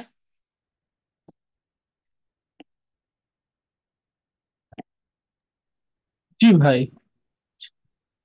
ছিলাম হলো অ্যাক্টিভ রেসপন্সের ব্যাপারে কথা বলছিলাম, হ্যাঁ। তো অ্যাক্টিভ রেসপন্স যদি সেট করতে চান আপনার এখানে যেতে হবে যে মানে সার্ভার ম্যানেজমেন্টের ভিতরে সেটিং আছে। সেটিং এর ভিতরে যাওয়ার পরে এখান থেকে আমরা চাইলে করতে পারি, অথবা ওই যে মেশিন আছে ওই মেশিনে যে বার ওসেক ওসেক যে এটা আছে কনফিগারেশন এটা আছে ওটার ভিতরে আমরা কি করতে পারি, ওসেক ওসেক ডক যে কনফ আছে ওটার ভিতরে আমরা চাইলে সেট করতে পারি। এখানে যেহেতু ইউজার ইন্টারফেসটা আছে এটা ইজিলি সহজ। এখান থেকে আমরা এডিটে যদি যাই, যাওয়ার পরে এখানে প্রচুর আপনি যদি কোনো ধরনের নতুন রোল আইডিও নিজে সেট করতে চান, যে আপনি নিজের একটা রুল বানাবেন, তখনও চাইলে কিন্তু এখানে আমরা সেট করতে পারি। তো অ্যাক্টিভ রেসপন্স সেট করার জন্য এখানে কিন্তু একটা কি তারা একটা অপশন বা একটা জায়গার ফাঁকা রাখে, যেটা হচ্ছে এই যে এখানে, হ্যাঁ, এইটা, এই পার্টটা। আমরা এখানে বিভিন্ন রুল গুলা ধরে ধরে, যে এখানে যে রুল গুলো আছে রুল গুলো ধরে ধরে কিন্তু কি অ্যাক্টিভ রেসপন্স গুলো দেখছি। তো এখান থেকে যদি আমরা রুল গুলো এখানে যে দেখি, তারপরে দেখতে পারবো চাইলে। যেমন আমি এর আগে বলছিলাম যে রুল আইডি, রোল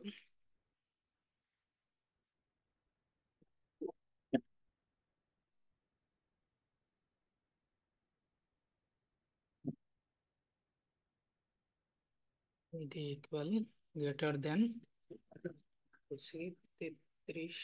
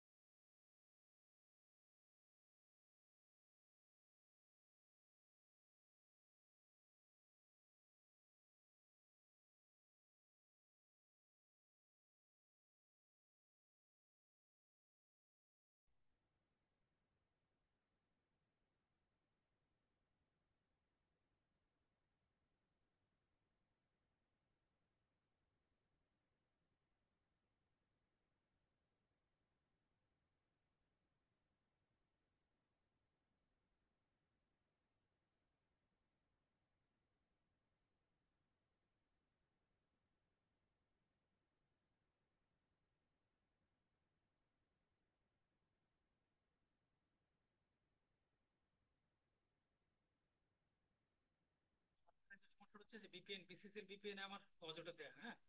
তো বারবার বিসিসি ভিপিএন টা ডিসকানেক্ট হচ্ছে, আর বিসিসি ভিপিএন ছাড়াও আবার আমি অযথা দেখাতে পারবো না, জন্য দুঃখিত। ভাই আপনার আওয়াজ না খুবই আস্তে আসছে।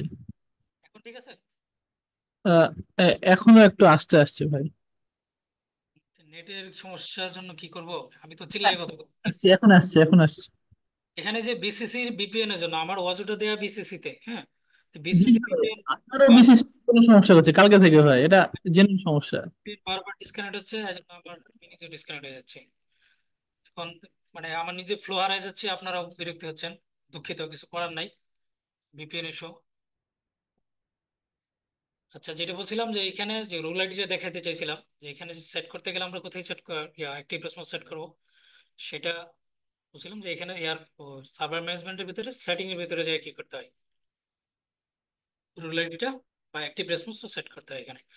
এখানে যদি কারো পুরাতন ওই ওয়াজ দিয়ে থাকেন, এখানে কিছু কাজ করতে হয়। আপনি যখন ওয়াজু সেট করবেন, সেট করার পরে এখানে আপনি কোনো ধরনের, যে আমি যেমন আমার এখানে দেখলাম যে ভালনারেবিলিটি দেখাইছে, সিআইএস বেঞ্চমার্ক দেখাইছে, তারপর আর কনফিগারেশনে বিভিন্ন জিনিসগুলো দেখাইছে, ওটা কিন্তু আপনার এখান থেকে অ্যালাউ করে দিতে হয়। হ্যাঁ, এখানে অপশনগুলো থাকে আপনার উইন্ডোজের জন্য উইন্ডোজের বা লিনাক্সের জন্য এগুলো দেওয়া থাকে। তো এখানে যে অ্যাক্টিভ রেসপন্সের যে জিনিসগুলো কিন্তু থাকে না। আপনি যে আমার যে আমি নিজে অ্যাটাক দিয়ে নিজে ব্লক খাইলাম, সেই জিনিসগুলো কিন্তু কি এখানে থাকবে না। অ্যাক্টিভ রেসপন্স এটা আমরা কি করছি, যে রুল আইডি, এর আগে আমি বলছিলাম যে রুল আইডি ধরে ধরে আমরা কি দেখছি। যেমন এখানে একটা রুল আইডি যদি আমি ধরে নিয়ে যাই, আমি ওখানে যে আবার এটা সার্চ দিয়ে দেখি যে আমি এটা কিসের এগেনস্টে এই রুল আইডিটা দিয়েছি।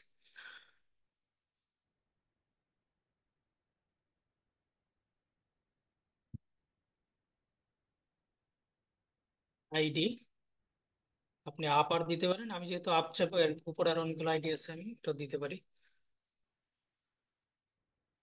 দেখেন এখানে কিন্তু কি দেওয়া আছে, কমন ওয়েব অ্যাটাক।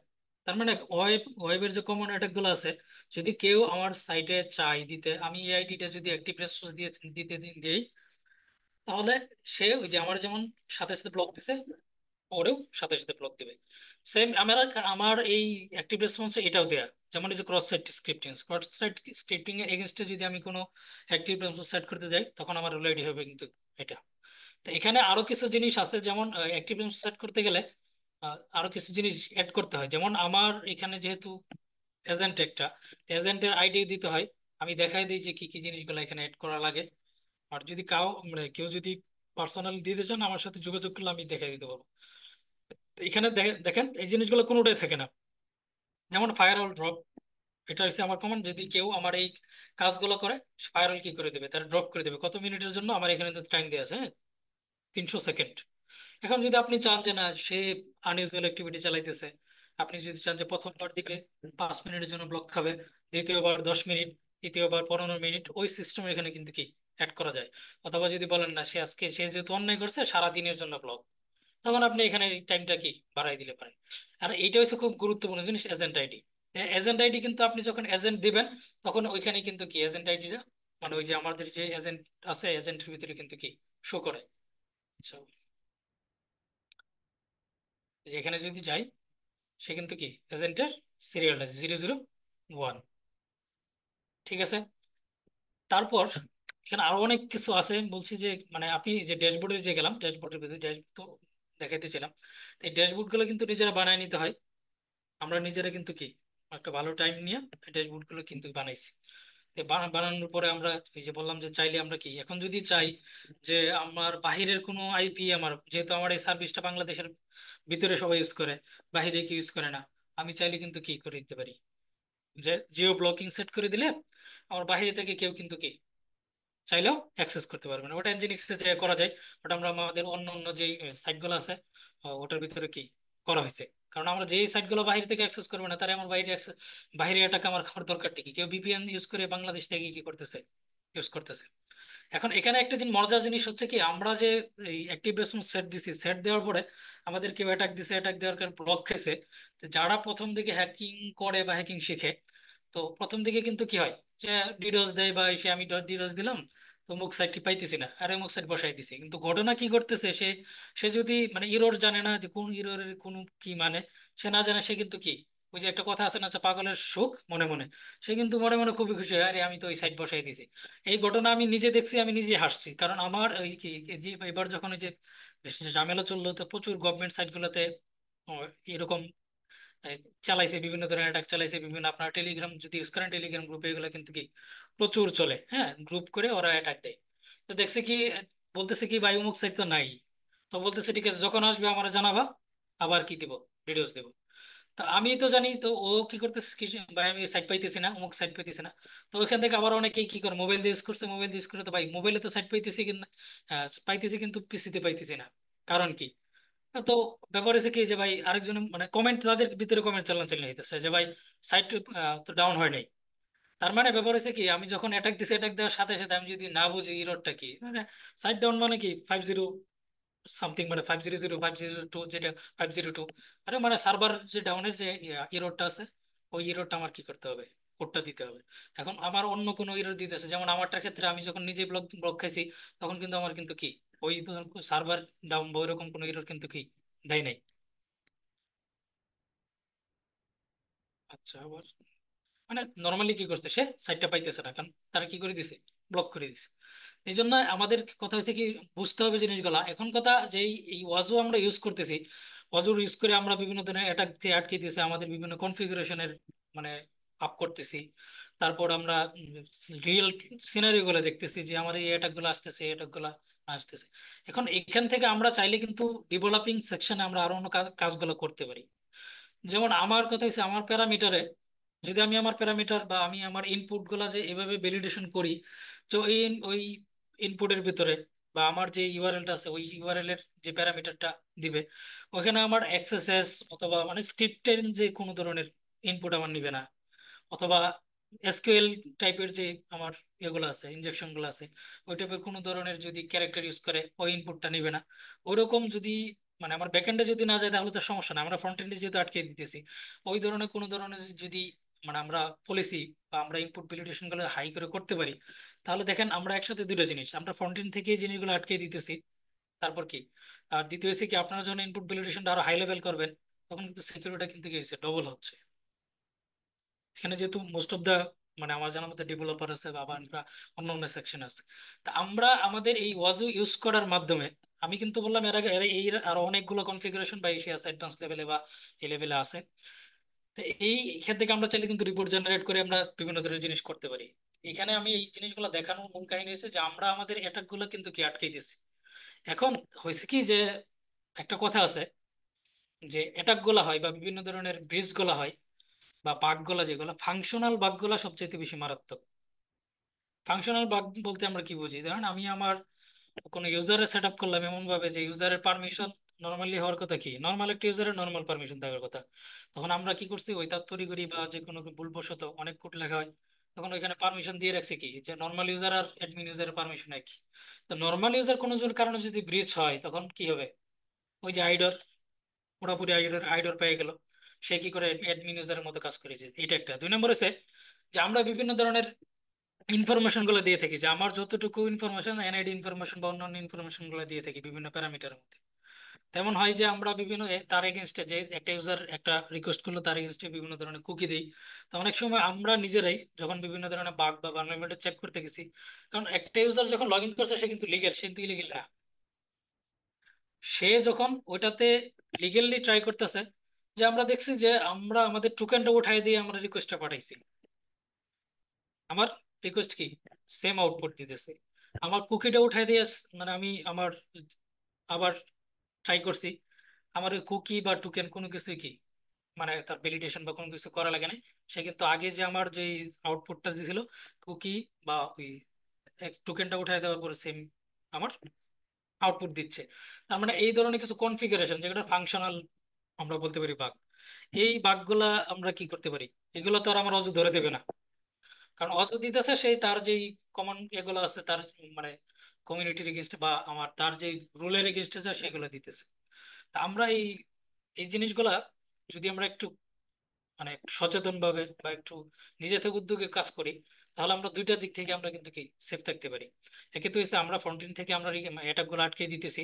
দুই নম্বর হচ্ছে, এখন যদি ভ্যালিড ইউজার, আমি যেটা বললাম, ভ্যালিড ইউজার যদি সে তার ভ্যালিডিটি যদি আমরা ঠিক মতো না দিই, তখন কিন্তু আমার এই ওয়াজও কিন্তু কি কোনো কাজ দিবে না। কারণ একটা অ্যাটাক আসতেছে, এটাকে আমি আটকেতেছি, সে বারবার ট্রাই করতেছে, ঠিক আছে, বারবার ট্রাই করতেছে। আমি আপনাকে বললাম যে আমার ইনপুট ভ্যালিডেশন গুলো যদি হাই লেভেল হয়, সে ট্রাই করতে পারবে না। আর সে যদি ট্রাই করে না পায়, তখন এক দুইবারে যখন বিরক্তি হয়ে যাবে, তখন সে এমনিতে কি মানে হ্যাকাররা সাধারণত কি হয়, দেখে যেখানে ইজিলি আমার কাজটা করা যাবে, মানে একটা সাইট দেখার পরে যে ইনপুটটা দেওয়ার পরে সেই ইনপুটের মধ্যে বুঝতেছে যে আমার নর্মাল ইনপুট যে কোনো ইনপুট আমার নিতেছে, তখন কিন্তু সে যা ইচ্ছা তা দিয়ে ট্রাই করে। তো এইখানে আমরা এই ওয়াজু দ্বারা দেখাইলাম বা আরো দেখবো কিছু জিনিস, যে এখানে কি আমরা আমাদের বিভিন্ন অ্যাটাক গুলা কেমনি মিটিগেট করা যায় বা কেমনি কি করা যায় সেটা এখান থেকে করা যায়, কিন্তু ফাংশনাল গুলো কিন্তু অজু ধরবে না। ফাংশনাল গুলো আমাদের নিজেদের কোডেন থেকে, আমাদের নিজেদের এখান থেকে কাজ করে নিতে হবে। আচ্ছা, এখানে আমরা কি বিভিন্ন ধরনের ফাংশন গুলো এই সাইডে যদি আমরা যাই দেখতে পারবো যে এর আগে আমি জিনিসগুলো বলে আসছি যে আমরা যদি যে স্টেট দেখতে চাই, যে কি কি স্ট্যাটিস্টিক বা কি কি আছে না আছে সবকিছু কিন্তু আমরা কি এখান থেকে দেখতে পারবো। তারপর আমরা যদি ওই যে অ্যালার্টিং অজু কিন্তু কি করা যায়, অ্যালার্ট দেওয়া যায়। কিরকম অ্যালার্ট? যেমন আমি আমার মেইলের মাধ্যমে কিন্তু কি অ্যালার্টটা সেট করতে পারি যে আমার এতগুলো অ্যাটাক আসছে, আমার আজকে রিপোর্টটা এতগুলো এই লেভেলের অ্যাটাক গুলো আসলে আমার মেইলের ভিতরে আমার কি করে দিবে, সাথে সাথে সে একটা নোটিফিকেশন পাঠাবে। এখন ওই অ্যালার্টটা যদি সেট করতে যাই, ওই অ্যালার্টটা সেট করলে ওই সেম আমার যে ফাইলটা আছে, কনফিগারেশন ফাইলটা আছে, ওখান থেকে কিন্তু কি ইমেলের সেটটা করতে হয়। আমি দেখাই দিতেছি এটা কোথায় আছে। একদম ফার্স্টে দেখে নিয়েছি এখানে, হ্যাঁ এই যে এই পুরোটাই কিন্তু আপনি যদি ইমেইলের মাধ্যমে, যেমন আমি তো সারাদিন যেহেতু আমার সক টিম নাই বা আমার একজন সক অ্যানালিস্ট নাই সারাদিন মনিটরিং করার মতো, তা আমি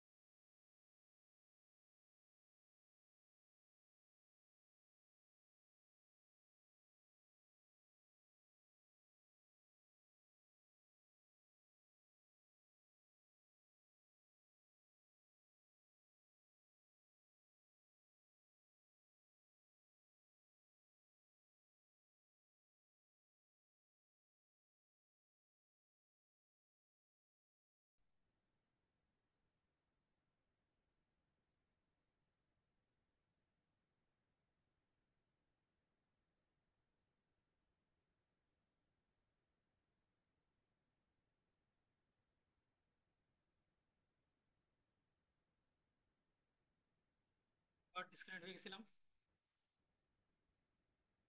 বলছিলাম যে ইমেল মাধ্যমে আমরা কি নোটিফিকেশন চাইলে পাইতে পারি। তো এখানে আমরা কি করতে পারি, ভাই আপনার ভয়েসটা খুব আস্তে আসছে ভাই। ওই যে আবার ভিপিএন কানেক্ট হবে তো এই জন্য মনে টাইম নিচ্ছে। এখন ঠিক আছে? জি জি ভাই। খুবই বিরক্তিকর লাগতেছে বারবার ভিপিএন এর জন্য, দুঃখিত আমি আবার। তো এখান থেকে আমরা চাইলে কিন্তু বলছি যে দেলোয়ার, জি জি আপনি ল্যান ইউজ করতে পারেন কিনা? ভাইয়া ল্যানের সমস্যা না, সমস্যা হচ্ছে ভাই ভিপিএন তো বিসিসির ভিপিএন ডিসকানেক্ট হয়ে যাচ্ছে। আর আমার যে ওয়াজুটা দেয়া বিসিসি তে দেয়া ভাই, এখন ওই ভিপিএন ছাড়া তো আমি মানে কন্টিনিউ করতে পারবো না, দেখাতে পারবো না এই এটা। নেট ঠিক আছে ভাই, নেট স্টেবল, কিন্তু ওই যে ভিপিএন বারবার ডিসকানেক্ট হয়ে যাচ্ছে তো এই জন্য। আচ্ছা, এখানে বললাম যে আপনি চাইলে যে দেখেন নিচে কিন্তু অ্যালার্টের জন্য কিন্তু একটা কি অপশন আছে। এখানে চাইলে যে লেভেল 3 থেকে যদি মনে হয় যে লেভেল 3 থেকে দিলে প্রচুর পরিমাণ চলে আসে, কারণ নর্মাল যে এনজিনিক্স এর ইরর গুলো আছে এগুলো কিন্তু আমার কি হয় আমি যদি দেখি, দেখেন লেভেল গুলা আমি আবার যদি দেখাই,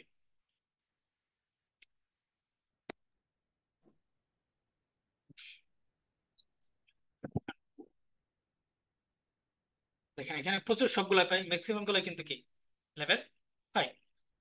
তো বলছিলাম যে ওয়েব কমান্ড অ্যাটাক গুলো কি হয় 6 থেকে শুরু হয়, যেমন রিকগনিস চাইছে, আমরা যদি লগ গুলো দেখি যে বাহির থেকে, যেমন এই যে কি বলছে চন্দনগড় মানে কি এরকমই বিভিন্ন জায়গা থেকে কি ট্রাই করতেছে, রিকগনিশন চাইতেছে, কোন কোন ইয়েতে চাইতেছে সবকিছু কিন্তু কি এখানে আসতেছে লগগুলো। আচ্ছা, তো তারপর হচ্ছে কি এখানে যে আপনি যদি চান নিজে ড্যাশবোর্ড বানানোর জন্য ড্যাশবোর্ড বানাইতে পারেন। অ্যালার্টিং এর জন্য যেটা বললাম যে অ্যালার্ট গুলো কি আমরা অ্যালার্ট সেট করলে মেলের মাধ্যমে কি অ্যালার্ট চলে যাবে। তো এইগুলো নিয়ে আমরা বলছি ম্যালওয়্যার ডিটেকশন, এইগুলো নিয়ে বলা হয়েছে, এটা বলা হয়েছে। তারপর আচ্ছা, এখানে হচ্ছে কি ওয়াজুর নিজস্ব লগ এটা, হ্যাঁ। এখন কথা হচ্ছে যে অজুর কিন্তু মানে তার নিজস্ব লগ যখন সেট করতেছেন না করতেছেন কোনো সময় ডাউন আছে কিনা বা কোনো এজেন্ট গুলা ডাউন হয়ে গেল কিনা সেই ধরনের লগ কিন্তু সেইখান থেকে দিয়ে থাকে। তারপর এখানে যে ইয়েগুলো আছে আপনার ওই যে অ্যাপ অজুর যে ড্যাশবোর্ড ম্যানেজমেন্ট, এখন কথা হয়েছে যে আমার কথা আমি একটা ড্যাশবোর্ড বানাইছি, বানানোর পরে বারবার বানাইতে গেলে একটা টাইমের ব্যাপার আছে। এখন আমি এখান থেকে চাইলে কিন্তু এক্সপোর্ট করে আমরা কি, যেমন আমার ড্যাশবোর্ডটা আছে আমি এক্সপোর্ট করে যে করে কি চাইলে দিলে দিতে পারি আর কি, যে না ঠিক আছে আমি এক জায়গায় বানায় রাখছি। অথবা যেহেতু কি ইলাস্টিক সার্চ বা ওপেন সার্চ নিয়ে এর কাজ করে, আমার ড্যাশবোর্ড আছে, আমরা চাইলে কিন্তু এখান থেকে কি করতে পারি, ওই মানে ড্যাশবোর্ড ম্যানেজমেন্টে যা এটার কি ইম্পোর্ট এক্সপোর্ট করতে পারি।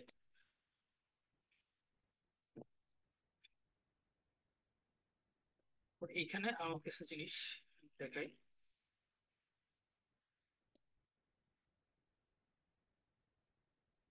আচ্ছা যে হ্যাঁ আমরা স্টেটে যেতে চাই, এখানে দেখেন আমরা জিনিস মানে আমাদের কোন কোন সার্ভিস গুলো চলতেছে বা কোন কোন লক থেকে কি কি ধরনের ইয়ে আসতেছে তাও কিন্তু আমরা দেখতে পাচ্ছি, স্টেট দেখতে পাচ্ছি।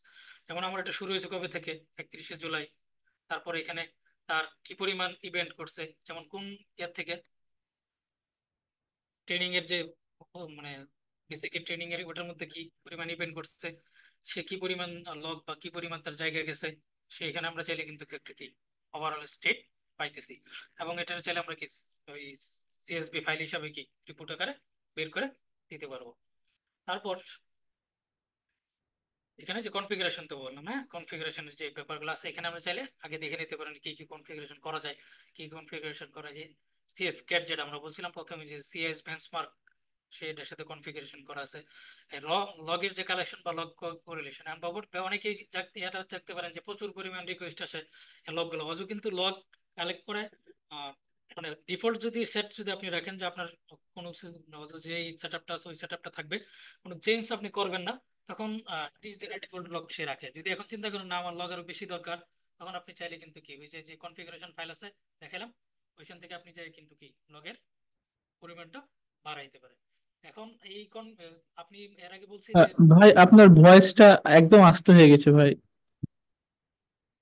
এখন ঠিক আছে। ভাই একটু ঠিক আগে দিয়ে ঠিক হলো ভাই।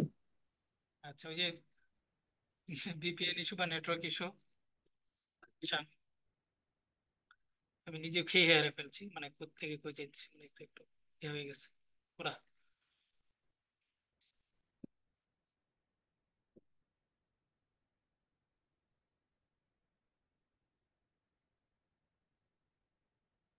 আচ্ছা এখানে যে ইনভেন্টরি কিছু জিনিস আছে যেটা দেখাইতে চাইছিলাম এর আগে, যে আমরা যদি বিভিন্ন ধরনের এগুলো দেখি, যে এখানে এটা গুলো আছে, হ্যাঁ আবার যাই, ধরুন আমরা মিডিয়াম এটা কাছে এতগুলো, এটাকে বলছিলাম যে এটা আমরা চাইলে কিন্তু কি ইন্টিগ্রেট দেখতে পারি। এখানে ক্লিক দিয়ে তো আমরা কি ইন্টিগ্রেট দেখতে পারতেছি না, ঠিক না? আমার তো দরকার যে কি ধরনের বাগ এটা বা কি ধরনের রিপোর্ট।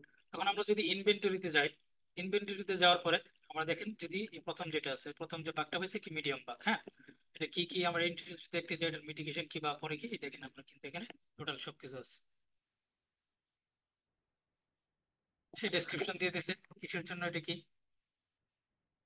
রেফারেন্স, এই সিভিটা কিসের রেফারেন্স থেকে আসছে সবকিছু আমরা চাইলেন থেকে পাইতে পারি। হ্যাঁ তো এই যে বাগ যেগুলা বা ভালনারেবিলিটি যেগুলো আছে যেগুলো মিটিগেট করা যায়। আমি আবার বলছি যে যেহেতু এখানে কিছু কিছু বাগ যে পেজ ভার্সন বা ওই যে সিএস বেঞ্চমার্ক থেকে ধরে নিচ্ছে, যেমন আমরা অ্যাক্সেস থাকে অনেক সময়, দুই তিনজন ইউজারে করা থাকে, তো ওই বাগগুলো আমরা চাইলে এখান থেকে মিটিগেট যেগুলো করা দরকার ওগুলো করতে পারি, কিন্তু যেহেতু প্রোডাকশন আছে আমরা রিস্ক নিতে পারি না। কারণ এখন কথা হচ্ছে আমি যদি সিকিউরিটি অর্গানাইজেশন হোক, তার পাশাপাশি যেহেতু আমি আমার নিজের অর্গানাইজেশন বুঝি ব্যাপারটা, যে একটা সার্ভিস যখন প্রোডাকশনে চলে সেটা 5 মিনিটের জন্য যদি কোনোভাবে যদি কি হয়ে যায়, ডিসকানেক্টেড হয়ে যায় বা ডাউন হয়ে যায়, তাহলে হিউজ পরিমাণ একটা কি বিজনেস লস হয়। তো ওই দিক চিন্তা করে কিন্তু কি আমরা মানে কিছু জিনিস ছাড় দিতে হচ্ছে। কিন্তু এই জিনিসগুলো কিন্তু ইন্টারন্যাশনালি ভাবে বা আপনি যখন প্রথম দিকে কনফিগারেশন করবেন তখন কিন্তু ছাড় দেওয়া যাবে না, বা ছাড় দিলে নিজেদেরই লস। কারণ কিছু কিছু এখানে দেখেন যে সিবি আছে, হ্যাঁ আমি দেখালাম যেটা, যে কিছু সিবি আছে যেগুলো সিবি গুলা কি পেজ ভার্সনের জন্য হতে পারে বা এমনির জন্য হতে পারে। আমরা কিন্তু কি যেই জিনিসগুলো মিটিগেশন করা সেই জিনিসগুলো মিটিগেশন অবশ্যই করব। এবং যেগুলা যেহেতু প্রোডাকশনে হাত দিতে গেলে সমস্যা হয় এই জন্য আমরা চাইলেও কিন্তু কি করতে পারতেছি না। মানে কোশ্চেন করতে পারেন যে সেটআপ দিয়ে আপনি বাগ পাইলেন, এতগুলা বাগগুলো আপনি মিটিগেশন করতে পারতেছেন না, কিন্তু এই বাগগুলা বুঝতে হবে এটা কোন ধরনের ক্ষেত্রে হচ্ছে। হ্যাঁ কারণ যেহেতু মেশিনের যদি হয় কিছু কিছু পেজ ভার্সন বা ওই যে বললাম যে কিছু ডুপ্লিকেটেড হয়ে গেছে, কিন্তু এখানে মানে ওই ডুপ্লিকেটেড অনুসারে ধরে কি হয় ফলস পজিটিভের ব্যাপারও থাকে। তো ওইসবে কিন্তু আমরা একটা জিনিস পাইতেছি কি, যে এই রেজাল্টটা তো পাইতেছি যে আমরা আর চাইলে এখন ধরুন আমার কথা হচ্ছে এই প্রথম দিকে যখন আমরা সেট আপ দিলাম তখন যদি আমরা এই ওয়াজের ভিতরে আমরা এজেন্টটা দিয়ে ফিক্স করে নেই, পরবর্তীতে আমরা ওটা প্রোডাকশনে আনি, তাই আমাদের জন্য কি হয়ে গেল, একটু উপকার তো হয়ে গেল, জানতে পারতেছি। তো এখানে যে ইভেন্ট গুলো আমরা রিয়েল লাইফ ইভেন্ট গুলো, যেহেতু এখানে নতুন কোনো আমার এই বাগগুলোর কোনো বাইরে এক্সপোজ বা অ্যাক্সেস পাই নাকি এক্সপ্লয়েট হয় নাই, এই জন্য এখানে কোনো ধরনের ইভেন্ট আসে নাই।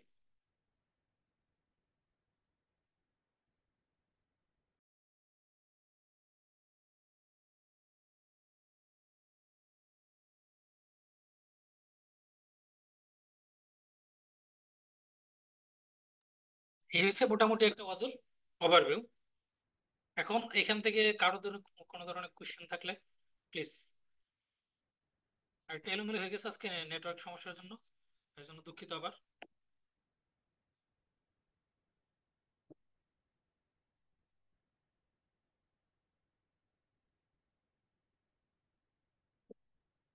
আরো কোনো কোশ্চেন নাই কি? না ভাই, আপাতত আমার কোনো কোশ্চিন নেই। হ্যালো ভাই, শোনা যাচ্ছে? জি জি, আচ্ছা আচ্ছা। ভাই আমার আসলে যেটা সিকিউরিটি পারপাস আজকে সেশনটা, একটা কোশ্চেন ছিল যে আসলে সার্ভার সাইড রিকোয়েস্ট ফার্জারি যে ইতে আছে আমাদের যে থ্রেডটা, আসলে এই বিষয়ে যদি আপনি কিছুটা বলতেন তাহলে একটু পরিচিত। সিএসআরএফ যেটা বলতেছেন ওইটা তো নাকি? এসএসআর সরি, সার্ভার সাইড যেটা।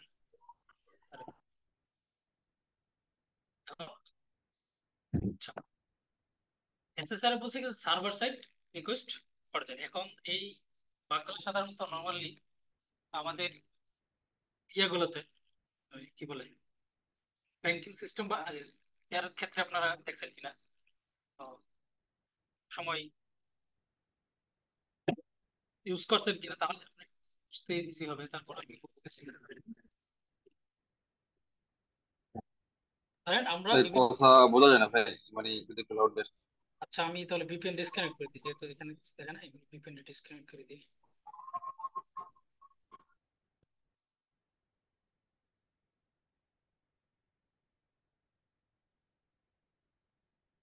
আচ্ছা, এখন শোনা যায়?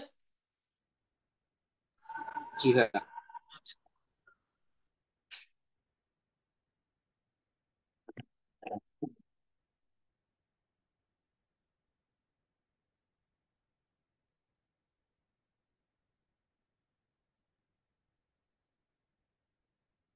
আচ্ছা, এখানে বলছে কি যে এস এস আর এফ, ঠিক না? এস এস আর এফ ক্ষেত্রে যে জিনিসগুলো ঘটে আর কি, ধরেন নর্মালি কি হয় যে এটা যেহেতু ব্যাকএন্ড সাইডের ক্ষেত্রে হয়, তো এই ব্যাকএন্ড সাইডের ক্ষেত্রে যে আমরা সাধারণত যে আক্রমণকারী যে কাজগুলো করে, যে এইচটিটিপি বা এসটিটিপি যে প্রোটোকল আছে, প্রোটোকল ব্যবহার করে ধরেন আমরা যে এফটিপি বা এসএমটিপি বা এপিআই যে অভ্যন্তরীণ কাজগুলো করে। এপিআই বলতে ধরেন যে আমি একটা জায়গায় আহ, মানে অ্যাক্সেস করলাম। অ্যাক্সেস করলাম বলতে আইডলটা দেখালে প্র্যাকটিক্যালি দেখাতে পারবো সেখানে কেমন দিয়েছে,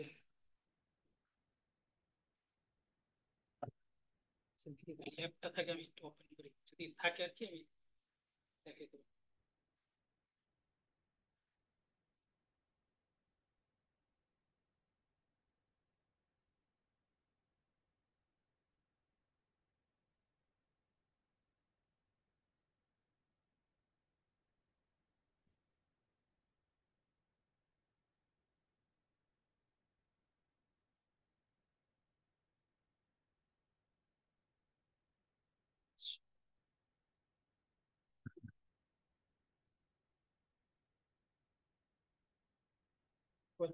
যদি থাকে তাহলে ল্যাবটা প্র্যাকটিক্যাল জিনিসটা দেখলে clear।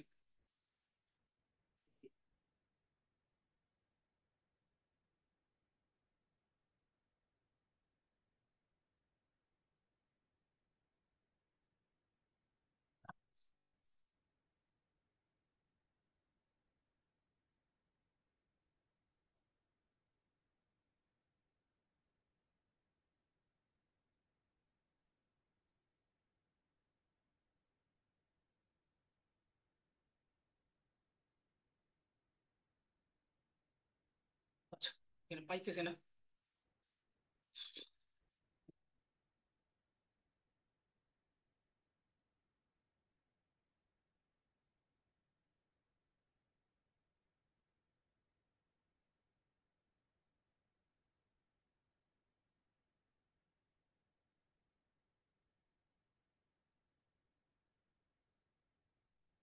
তাহলে আমি আপনার মানে এসএসআর জিনিসটা কি এটাই তো নাকি ভাই, নাইম ভাই? জি ভাই, আসলে সেটা আসলে ক্লিয়ার না আর কি, বুঝছেন আর কি। এসএসআর আসলে যেমন আপনি এক্সেস যেটা বলছেন, ফোর স্টেপ স্ক্রিপ্টিং যেটা আমরা, অথবা কমান্ড ইনজেকশন, এসকিউএল ইনজেকশন, এই বিষয়গুলো বা ব্রোকেন অ্যাক্সেস কন্ট্রোল মোটামুটি ক্লিয়ার। একটা বিষয় আর কি, এই যে সিকিউরিটি ইস্যু আর কি, এসএসআর আসলে কিভাবে কাজ করে বা একজন অ্যাটাকার আসলে এটা হিট কিভাবে করে, অ্যাটাক কিভাবে করে আর কি এসএসআর এর সিনারিওটা আর কি, যদি একটু বুঝতে পারতাম তাহলে একটু সুবিধা হতো। ল্যাব ছিল তো, ওটা যদি পাইতাম খুঁজে ইজিলি দেখানো যেত, তারপর আমি মানে বুঝাই জিনিসটা বলতে। ধরেন আমরা নর্মালি কি হয় যে বিভিন্ন ধরনের সার্ভার সাইটের ক্ষেত্রে ইউআরএল, নর্মাল ইউআরএলটা কি হয় যে ধরেন আমি কি করলাম যে আমার আছে যে example.com, এই সেই এখান থেকে ধরেন আমি কি করছি যে ওর সামনে নতুন একটা ইনপুটের মতো বা যে কোনো একটা ইমেজ বলতে পারেন, বা আমি একটা ইউআরএল ক্রিয়েট করে নিলাম। যেমন একটু আগে আমরা কিন্তু কি করেছিলাম, যে ওয়েবসাইট দিয়েছিলাম, তখন কিন্তু একটা সার্চ মানে প্যারামিটার ক্রিয়েট করে নিয়েছি, ঠিক না ভাই? জি ভাই। আচ্ছা, ব্যাপার হচ্ছে কি, আমরা যদি এই এসএসআরএফ এর ক্ষেত্রে করি, কারণ আমার যে ইউআরএলটা আছে, ইউআরএল ক্ষেত্রে আমি এইরকম একটা কি করে নিলাম, একটা প্যারামিটার ক্রিয়েট করে নিয়ে ওখানে ধরেন আমি কি করছি, আমার যে ওয়েবসাইটটা আছে, কারণ আমার একটা ওয়েবসাইট থাকতে পারে ইবিল.কম বা টেস্ট.কম, থাকার পরে আমি যদি ওইখানে যে ক্লিক দেই ওইটা আর কি, দেওয়ার পরে তখন কি এটা কি কাজ করার কথা? কাজ তো করার কথা না, কারণ আমার সাইট আছে, আমার সাইটের মধ্যে আরেকটা সাইট কি, আরেকটা কোনো মানে সার্ভার বা আরেকটা সাইট কি মানে কোনো সময় কোনোভাবে কাজ করার কথা? অবশ্যই না, কাজ করার কথা না।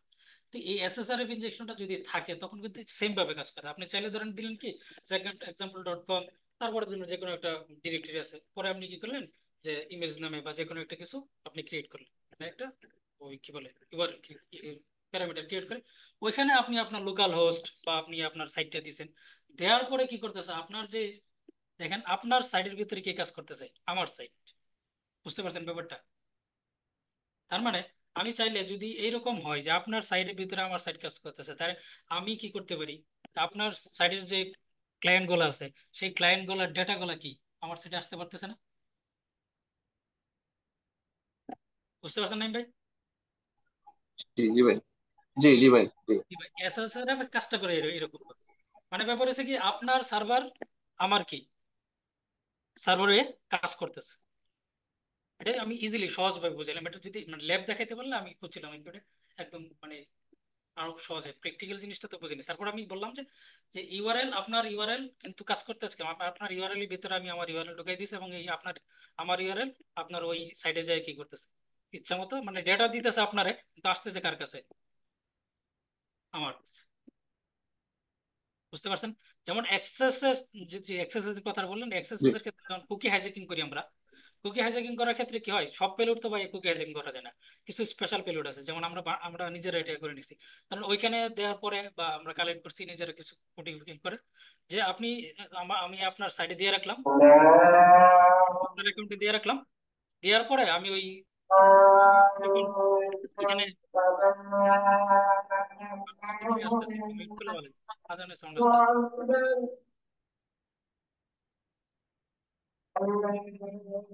আজানের সাউন্ড আসতেছে কার কাছ থেকে? আচ্ছা, এখন ঠিক আছে। তো আপনি যদি কি করি ওই লিঙ্ক মানে আমার আইপি অথবা আমার সার্ভারের লিঙ্কটা দিয়ে রাখি, তখন কুকি যখন আপনি আপনার সাইটে ঢুকবেন, ঢোকার পরে যখন ওই এখানে রিলোড করে না আপনার সাইডে ওই প্যারামিটার ঢুকবেন, ঢোকার সাথে সাথে কুকিটা কিন্তু কি হবে না, পপ আপ না হয়ে আমার সাইডে চলে আসবে।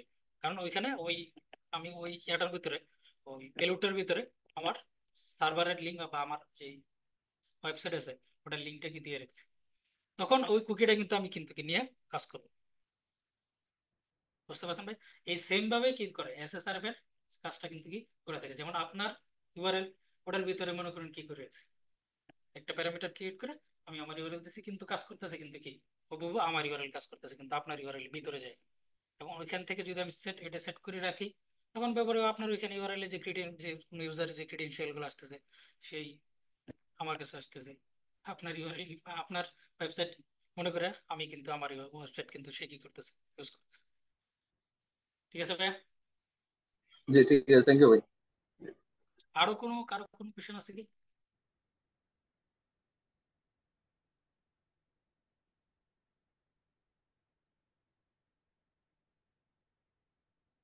কোয়েশন যদি না থাকে তাহলে আমরা ওই ফাইনাল অ্যাসেসমেন্টটা আমি শেয়ার করে দিতে পারি।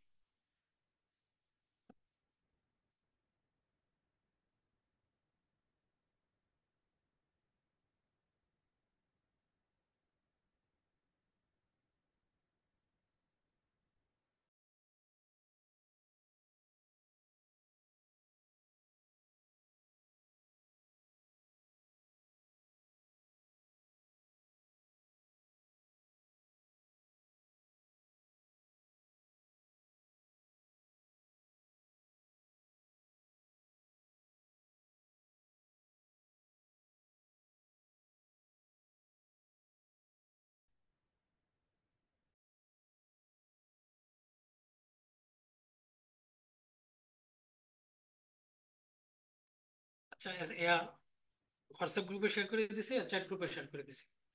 20 মিনিট টাইম, 20 টাইম সিকিউ।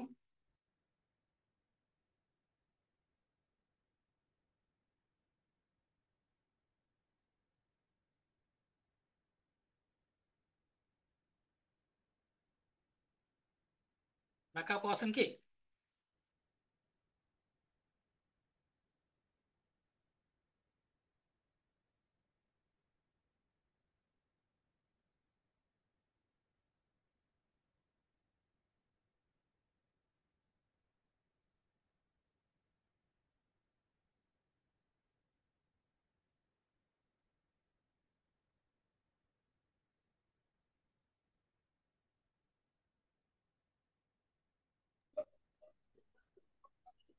ভাই আমরা কি লিভ নিব? আমি তো একটা অ্যাসেসমেন্টের একটা দিছি, লিঙ্ক দিছি। ফাইনাল অ্যাসেসমেন্টের জন্য একটা লিঙ্ক দিছি। ওটা এক্সামটা 20 মিনিট টাইম ভাই। এটা কি ভাই এখন থেকে টাইম লিমিট আছে নাকি যখন থেকে শুরু করবো তখন থেকে না না দিচ্ছেন? না, এটা আজকে যেটা হয়েছে, গত ক্লাসে অনেক সমস্যার জন্য পড়ে নেওয়া হয়েছিল। মানে কি করছে আজকে এই বাজে 45 5-এ শেষ হয়ে যাবে, পরে কারোটা কাউন্ট করা হবে না। অ্যাসেসমেন্ট পরে কারোটা কাউন্ট আচ্ছা ঠিক আছে, আচ্ছা জি ঠিক করার জন্য আছে ভাই।